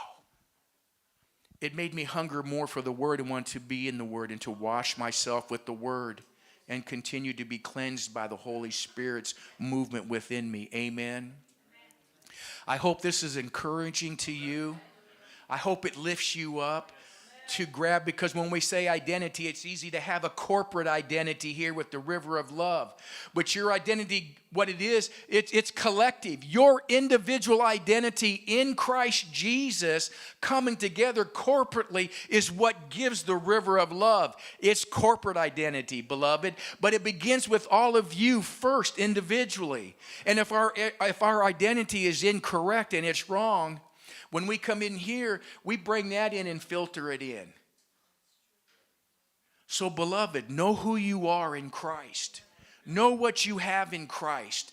And step up and let's join together with the Holy Spirit and the Word of God of raising the next generation of knowing how to step up and become men of valor. Becoming women who are handmaidens unto the Most High God and a power wrecking force. And I'll tell you right now, I know many women, and my wives are prayer warriors. So when your men are out and doing their thing, women, let me tell you, you're really the glue behind it, because you're the ones that are sitting back with a better full picture of things usually, and it's your prayers that are going up that is encouraging and helping strengthen your husband, your children, and your family. So I encourage you, continue to be prayer warriors. Amen. And men continue to respect and draw from the well of wisdom that the Lord has placed within your wives. Amen. Amen. Say hallelujah. Hallelujah.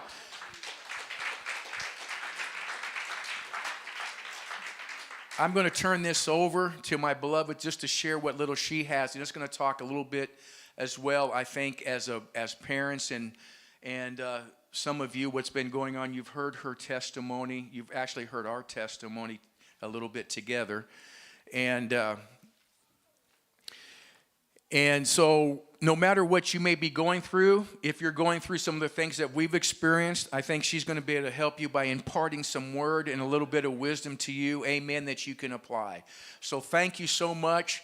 We miss you. Tomorrow is our last day here. We'll be heading back to the United States, but we truly love Pastor Gordon and Pastora Mariella. And I'll tell you right now, we love all of you, and thank you so much for your warm welcome and your love.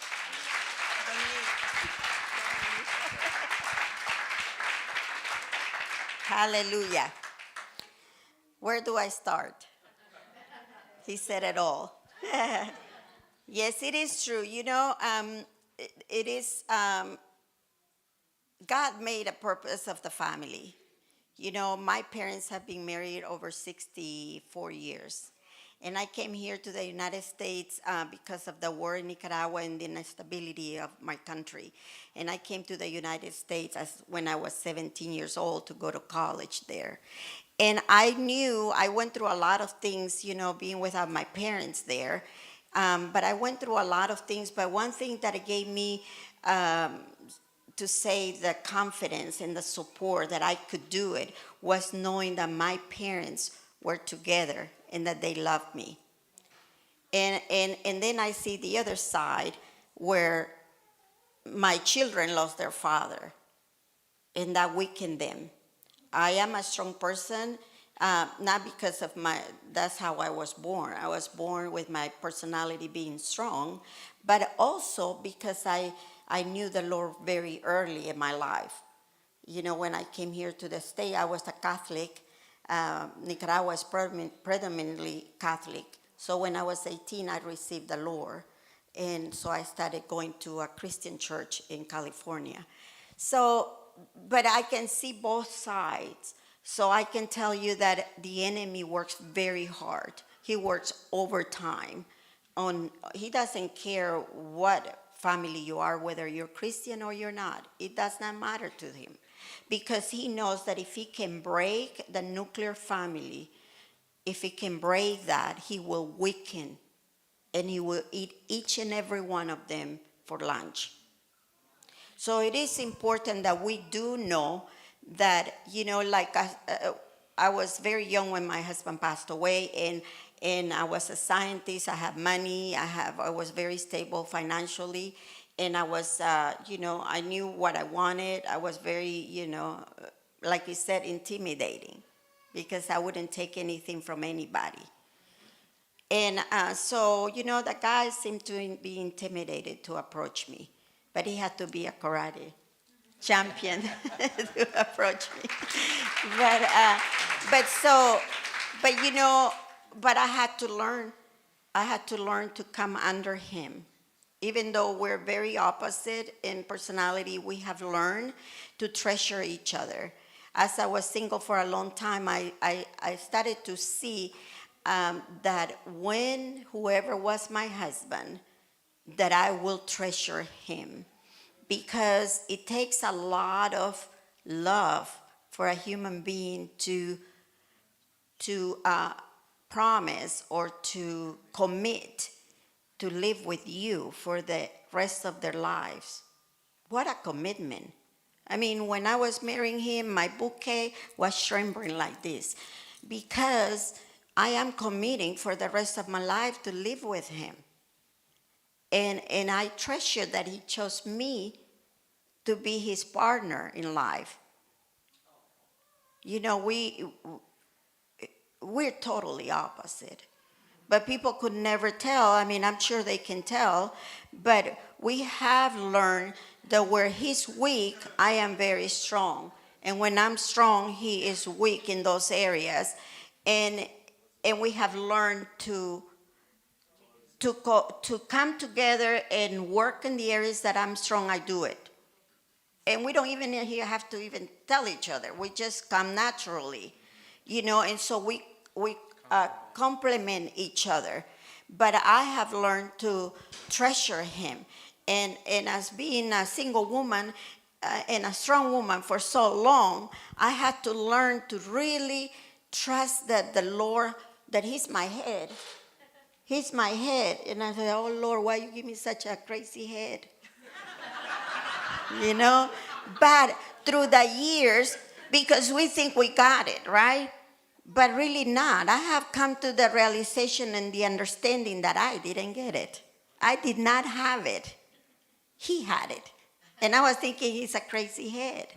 So I have learned really to come under him because I trust the Lord, first of all, and he follows God. So I trust that even if I think that he's not right in certain things, I have learned to trust that I go under and God will take care of us. And it has been easier and easier. Sometimes I'm like, whatever you decide, it's okay. Because I have learned that no matter what, God will make it right. So he has made it easier for me to come under him. And like he said, he loves me so much that sometimes I'm like, tell me the truth. It is the truth. Oh, you're not, I'm going to have to ask somebody else because you're my fan number one. You don't see anything, you're blinded. But that's how we are. We treasure each other. We love each other. And I'm not going to tell you that he's perfect. There's times that I have learned to navigate with his personality because it's very global. He's all over the place. And I'm analytical. I'm a black and white box as a good scientist. Right? So sometimes he doesn't fit in my box. You see that? I have to build a bigger box. And I think teaching helped me I kid with him. I said, my box is not square anymore. It's kind of global. It's kind of oval. My size have become oval like this, I said, because I deal with so many personalities of my students that I had to learn to adapt with them, to navigate with them, to reach every one of them, and to be flexible. I have learned to be flexible because I wasn't flexible when I was younger.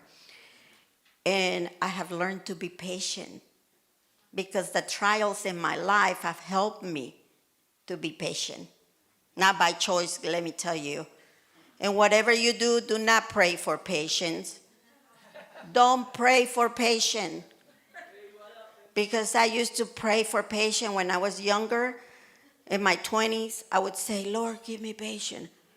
Well, if I'm asking patience, the line, I would move to one line and they would close it in the store. Or I would go to this line and whatever. It was always, why do I always have to wait? Well, I was praying for patience.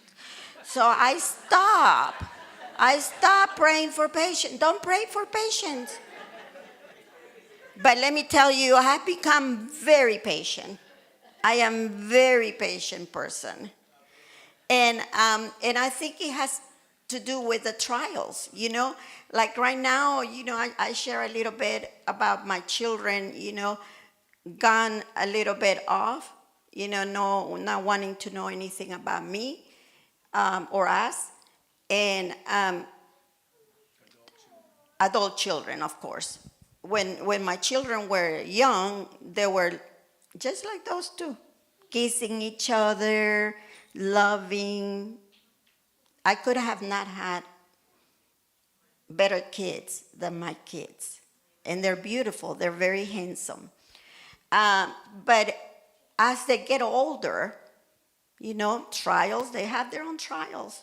They have, and this is where I want to encourage those parents because this is my manuscript of my book.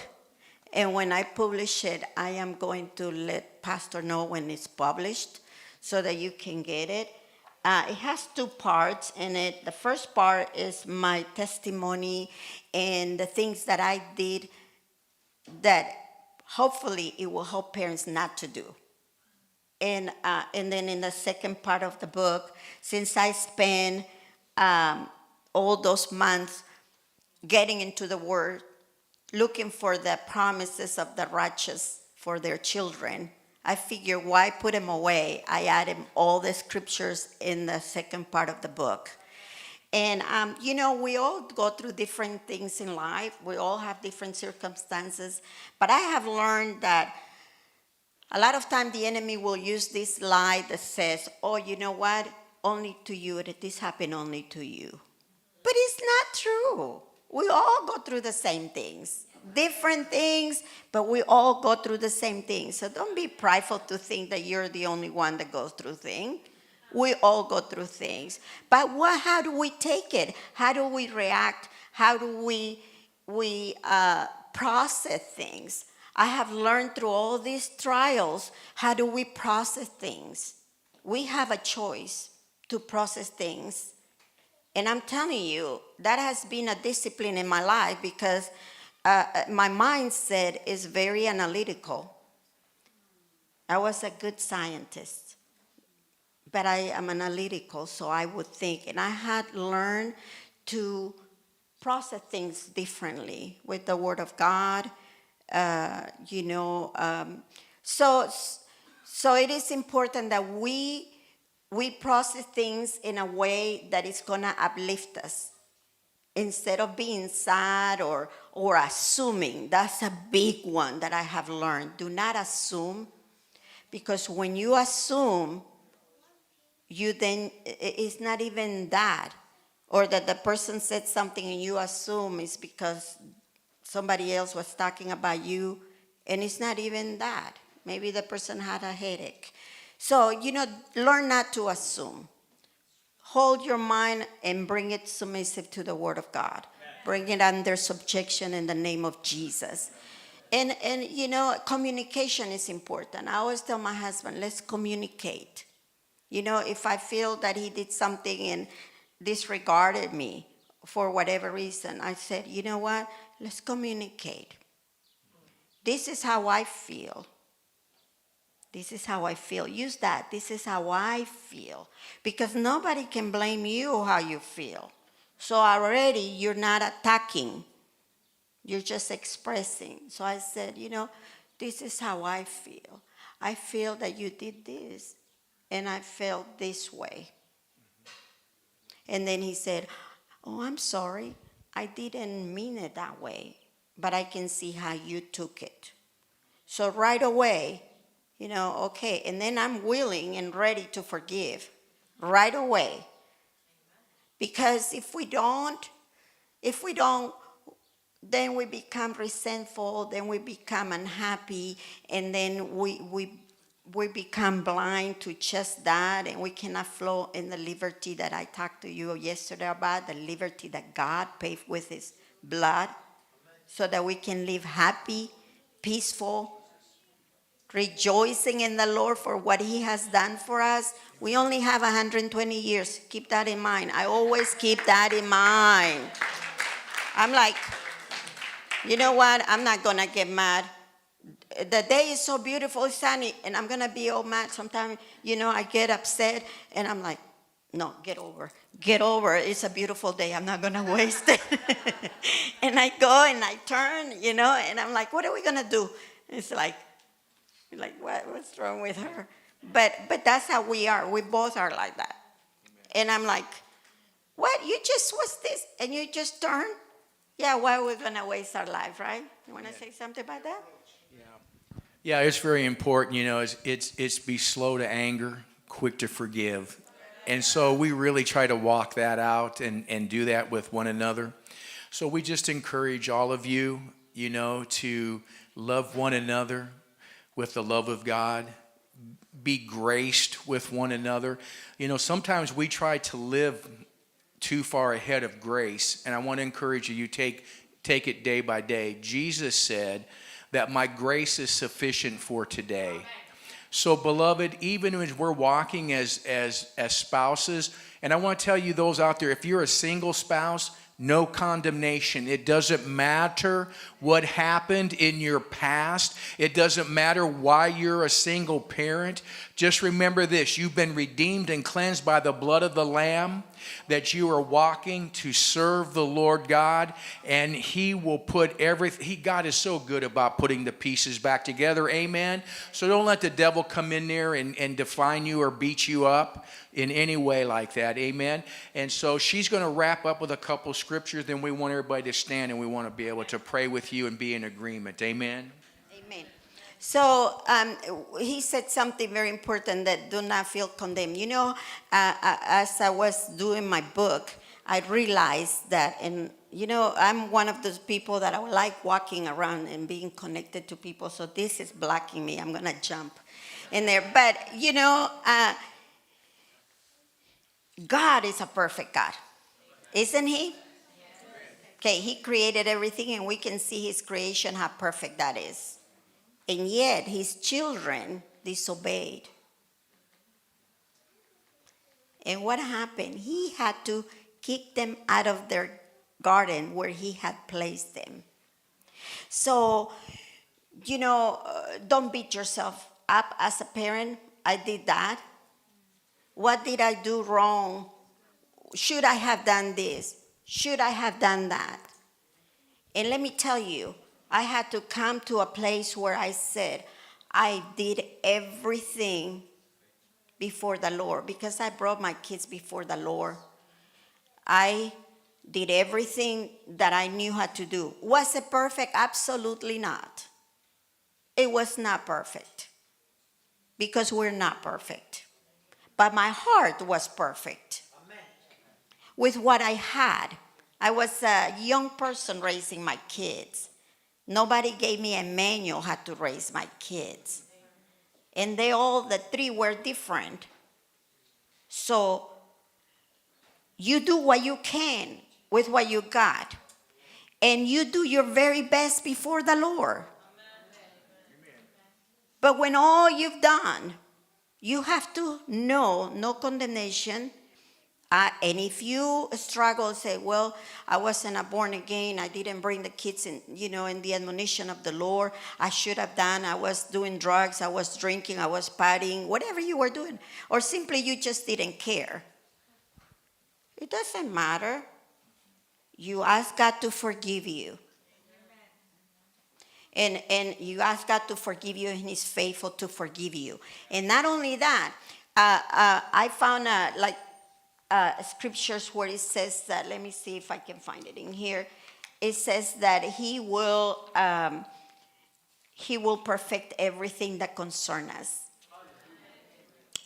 Psalms 138:8, it says, which declares that the Lord will perfect that which concerns me. Thy mercy, O Lord, endureth forever. Forsake not the works of thy own hands. Your children are God's work hands. He made them. He loves them more than you could ever love them. So don't beat yourself up. Ask forgiveness. Know that He's perfecting their path because He loves them. Just as He loves you, He loves them. So I decided that I would be, that I would not be sad anymore, that I would accomplish that which the Lord had called me to do in my life, and trust God that He would be working in their lives. I pray for laborers, because it doesn't have to be me who brings them to the Lord. They already had the Lord. They were brought up in the things of God. But they need to come to the knowledge of God. I was reading in the scriptures where there were kings that were so after God's heart. Oh my goodness, they did everything. They broke idols from the temples. They cleared up everything. They had the people worship God and all of that. And then the son comes after them and they're evil. Why? We have to come to the understanding that you raise your children in the admonition of the Lord if they're little, and then when they get older, they're going to have to, when they are not, I'm talking about adult children, they're going to have to make their own decisions because they have their will. We all have wills to decide what is it that we're going to do. So don't beat yourself. Just pray for your children. Pray the promises of God for your children. So that's what I do. But I don't, I want to read Psalms 89. This scripture is so wow. Psalm 89 verses 30 to 34. It says, if his children forsake my law and walk not in my judgments, if they break my statutes and keep not my commandments. If you have children like that, adult children I'm talking about, then, this is what's going to happen, then will I visit their transgression with the rod. So they're going to have to pay some consequences. And their iniquity with stripes. Because the father that loves his children will discipline them. And God is no different. He will do that to your children. Nevertheless, that's one of those bad, right? Nevertheless, my loving kindness will not utterly take from him, nor suffer my faithfulness to fail. My covenant will I not break, not alter the things that is gone out of my lips. Amen. What's gone out of my lips? Those are all God's promises. Yes. Amen? Amen. He will not alter that for your children. Psalms 115, 12 to 15. The Lord has been mindful of us. He will bless us. He will bless the house of Israel. He will bless the house of Aaron. He will bless them that fear the Lord. Do you fear the Lord? That's right. He'll bless our house. He'll bless He your said, house. both small and great, whether you're small or great, the Lord shall increase you more and more, you and your children. You are blessed of the Lord which made heaven and earth. In all the scriptures that I found in the Bible, it always says you and your children, you and your seed, you and, it always blesses us. Even when it curses, it says the curses will go from generation to generation to the fourth generation. God is a God of families. God calls the husband the wife, but he also calls their children. Amen. If you see that in the natural, you see a father who's a lawyer, then the children are lawyers. Or if the father is a doctor, then the children are doctors. Because that's how God is. We have the same gift in the families. Amen. So, I don't know. They didn't tell me until when to stop. About the next couple of minutes, we'll pray. Okay, so in Proverbs 21:1, I'm just reading. I can open anywhere in this manuscript and I find scriptures. Okay, Proverbs 21:1. This is probably where you want to stand. The king's heart is in the hand of the Lord, as the river of water. He turns it wherever he will. Amen. God is a God Almighty.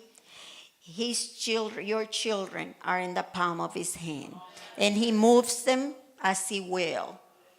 Now, we want some time, and that's where patience comes. In everything that we believe, every situation that we're trusting in the Lord, we have to have patience. Because patience will make you wait patiently and enjoy. And trusting God with patience. Because you know that it's going to happen. So you're not fretting. You're just patiently waiting because he will make it happen. In due season, he will reward us. In due season. And sometimes with things of our children, I have learned, I wanted my children back like in a month, 2 months. Okay, but it doesn't happen because, and we have to understand this, we all have wills. And our children have wills. And God has to work with their will. And so, but it will take time, but he's working. And when we think he's not, he's still working. He's still working in every one of our lives. In every of our circumstances, he is working. So Ezekiel 36, 26, 27 says, a new heart, if your children are hard and rebellious, and they don't want anything to know about God, or whatever the circumstances is, even you are rebellious. Look what the Lord is doing. A new heart also will I give you. A new spirit will I put within you. And I will take away the stony heart out of your flesh. And I will give you an heart of flesh. I will put my spirit within you and cause you to walk in my statute. And you shall keep my judgments and do them. Amen. Amen. This is God doing it. There's no question about it. Maybe I will do that. No, he's mighty. Okay, so he said, let's make this one the last one. For I will put water upon him that is thirsty and floods upon the dry ground. I will pour my spirit upon thy seed. Yes. Hallelujah. Seed is your children. And my blessings upon thy offspring. And they shall spring up as among the grass, as willow by the water courses. They will spring up among the grass. The grass is the wicked people, where they have gone. They will spring up from among the grass. And so I will be submitting. So blessings to you. Amen. Amen. Isn't she precious? Give her a big hand. I have one more thing I want to add to that she has, and she has it, I believe, coming up in her book, and that is simply this. If you remember the story of the prodigal son, that when he left the father's house and he went out to live his riotous life, the father, the first thing that we always want to do, and we've done this, you want to run after them and try to grab them. You're willing to do anything and everything you can to help them, but what happens is that usually we're getting in the way. She has a great analogy. She said it's like baking a cake. It's smelling good, it's looking good, it looks like it's done, but if you go and take it out of the oven before it's finished, what happens? It'll fall and go flat, and it's not finished baking. Many times we went running after our adult children, trying to stop them, prevent them from entering into a place where we know that's not good, to try to pick up the pieces to keep them from making the mistakes. But what we really did is it was like the cake. We got in the way of what God was wanting to do in their lives. And even though you mean well in your heart as well, that sometimes, and it may be even with a family member you've done this, not just your children, but a lot of times is we try to help them and stop them from going through what they're going through, at your own cost. At our own cost. And sometimes what happens is while you're trying to go in there and help them, you become the bad guy. No matter what you've tried to do, you're the bad guy. And then the first time you realize that and you step back and you say, I'm sorry, I'm taking and lifting my hands off, I'm putting you in the hands of God, then now you've become really the bad guy. You don't love me, you don't care, you're not here to help me. But beloved, because you take your hands off and place them in God's hands, after you've done everything that you possibly can, it's because you do care. It's because you love them. Because you can't live someone else's life for them. They have to find their life and live it before the Lord. Amen? Amen. Hallelujah. So the father didn't go running after the prodigal son.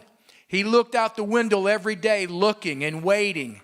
I'm sure he heard what was going on. He knew what was going on with his son, but he didn't go running after him. Why? Because he knew if he did, it wouldn't change anything. His son had to come to himself, and he had to give God time to work in his heart. And that's exactly what happens. So I'm encouraging you now, if you're waiting for a loved one, if you're waiting for somebody to come back, be patient like the prodigal son's father, and be patient like our heavenly Father who waits upon us to accept and to receive. God doesn't come and force it down us. The Holy Spirit doesn't force it down us, but he waits patiently for us to come to ourselves and to come drink from the flow of his love.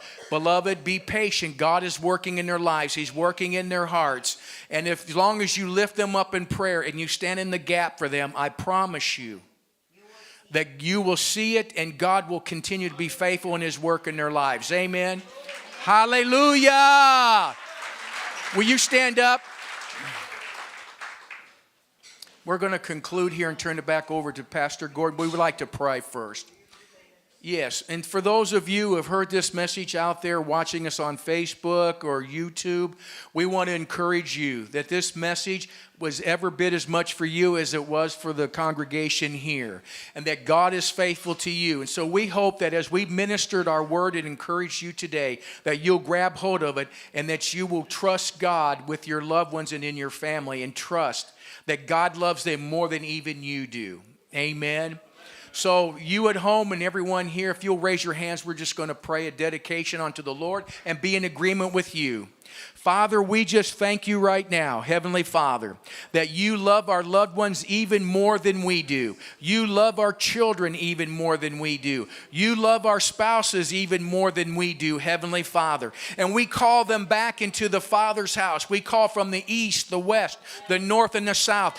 Give them up and release them now. In the name of Jesus, we break every power and deceiving force that would deceive them and pull them away. We pray for the eyes of their understanding would be opened and to be enlightened, and they would come to see how much they're loved and how much they've been cared for, not only by us, but also by their Heavenly Father. So we call them out of darkness into His marvelous light. And Father, we thank you now for the victory, that we thank you for the victory that is now working in their lives, Heavenly Father. And you will not disappoint, Lord. You have never disappointed, Father. So we thank you as we stand as the prodigal son's father. We stand now as parents, as loved ones, waiting for those around us that we are standing and believing for, and that we call them in. And when they come, we will do as the prodigal son's father. We will run out and embrace them, and we will love them and encourage them, and we will welcome them. And Father, we thank you now that we are imitators of your love.